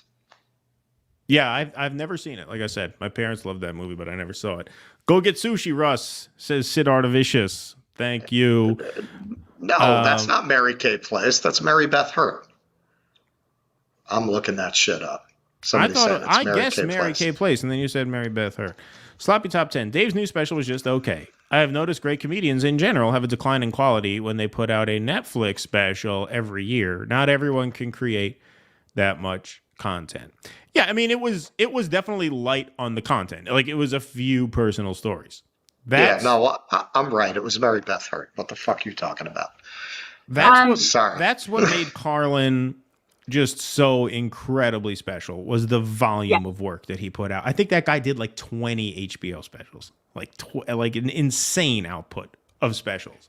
Yeah. And there were some were better than others, but he had it right till the very end. I mean, his last one was a little weaker, but the second to last one, Life is Worth Losing, well, what a masterpiece. And that was really, like Chappelle, his stand-up was as much performance, or as much as one-man play as a comedy show. Yeah, for sure. Right. Comedy show. I remember I watched Life is Worth Losing. Sorry to cut you off. It was That came out 3 days after I got dumped by my girlfriend, who I dated for a very long time throughout all of high school. We thought we were going to get married, and so I was absolutely devastated. And I knew Carlin had a special. So like, oh, thank God Carlin's got a special this week, and this will cheer me up. And the set is a fucking graveyard, and it's the darkest fucking material you could ever think of. I'm like, oh, man, he did not lift my spirits. This is fucking brutal. This would be the special to air at this moment. And at first, I reacted very negatively to it because of that. I was not in a good headspace when I watched it. And then I revisited it again like a year later. And I'm like, man, this was so incredibly special. That whole monologue at the end with the Uncle Daves, and it was just brilliant. But yeah, he put out like 20 of them, and they were all fantastic.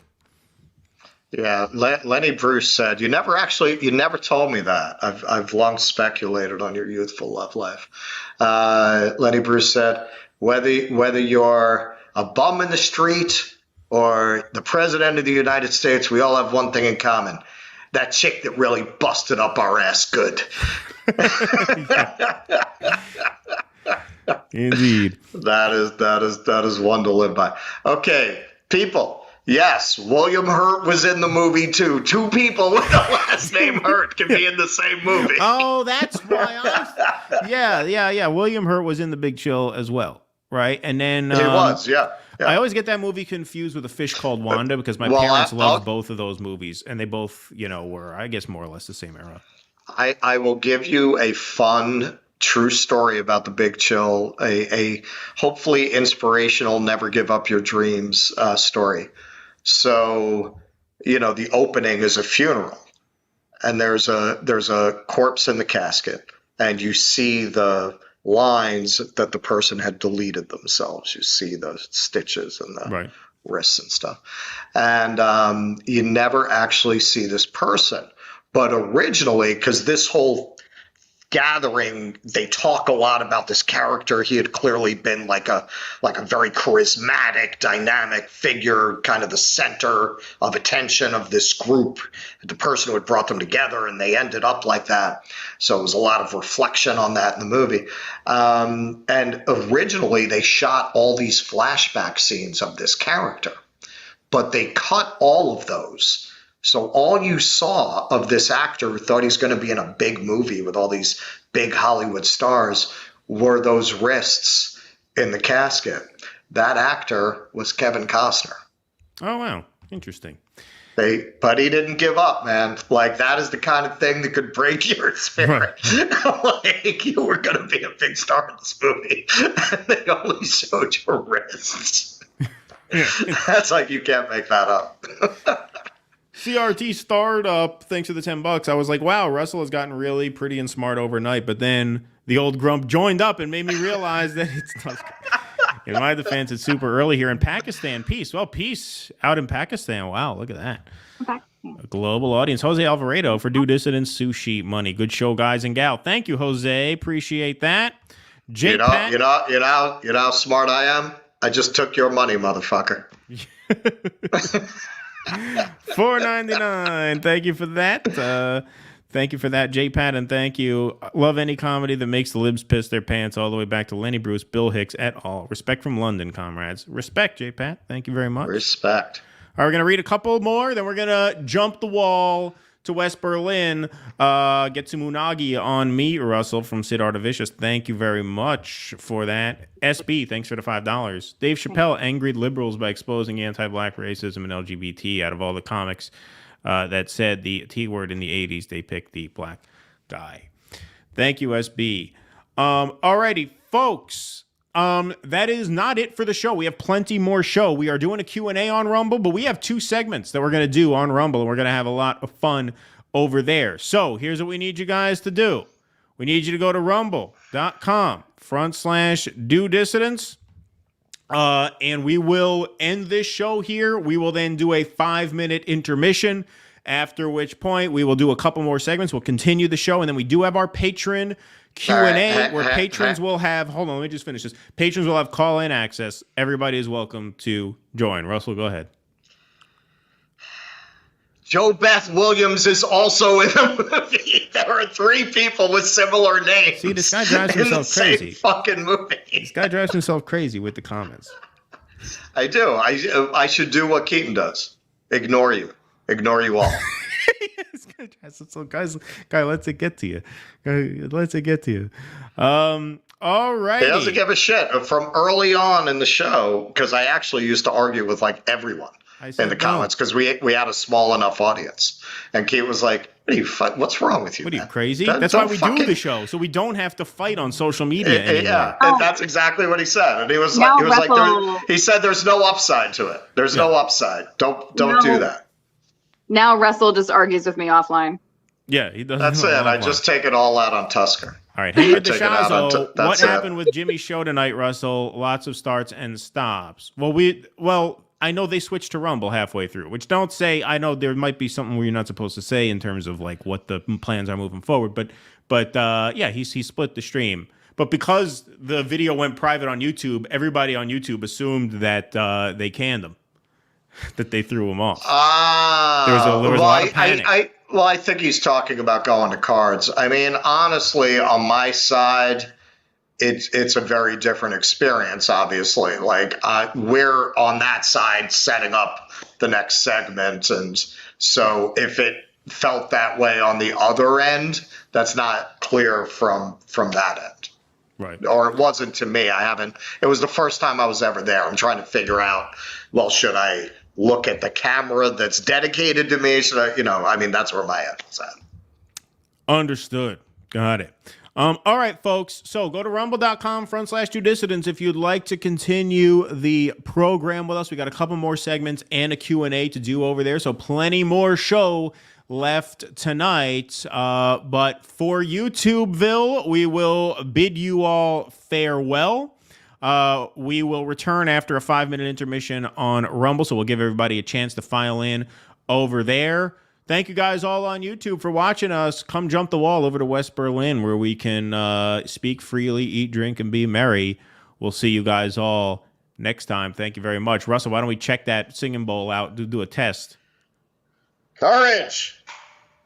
What the hell happened? That was good. Massage. It got busted. Everything fucked up. Did you cross into the Twilight Zone? Literally, you got on an airplane. You got off. How could that even happen? Now the singing bowl doesn't even work? You crossed some dimensional portal. This is why I call L.A. shithole Sydney. It's like a David Lynch. David Lynch is in LA. If Sydney were a shithole, it would be LA. This is the kind of surrealism like in a David Lynch movie where you just go to LA and nothing works. How can that even happen? This is like Twin Peaks. Look at you. It is. It's surreal. It really is like Twin Peaks. It is. Get me a backward talking midget. Yeah. How can that even happen to a sing bowl? I don't understand how that would even happen. It's not broke. It's not broken. Yeah, I don't know. Well, Russell, we got a 5-minute break and then segments, but it's 10:15, so 7:15. So do you want to just go to sushi and call it? We'll continue on, but it's up to you. Whatever you want. I'll do a little of whatever until Jimmy gets here. Sit there all right, until he tells you we gotta go. Use your bowl for a little while if you want. All right, folks. Let's stop stalling so we get the show going. Rumble.com/DoDissidents. We'll meet you over there.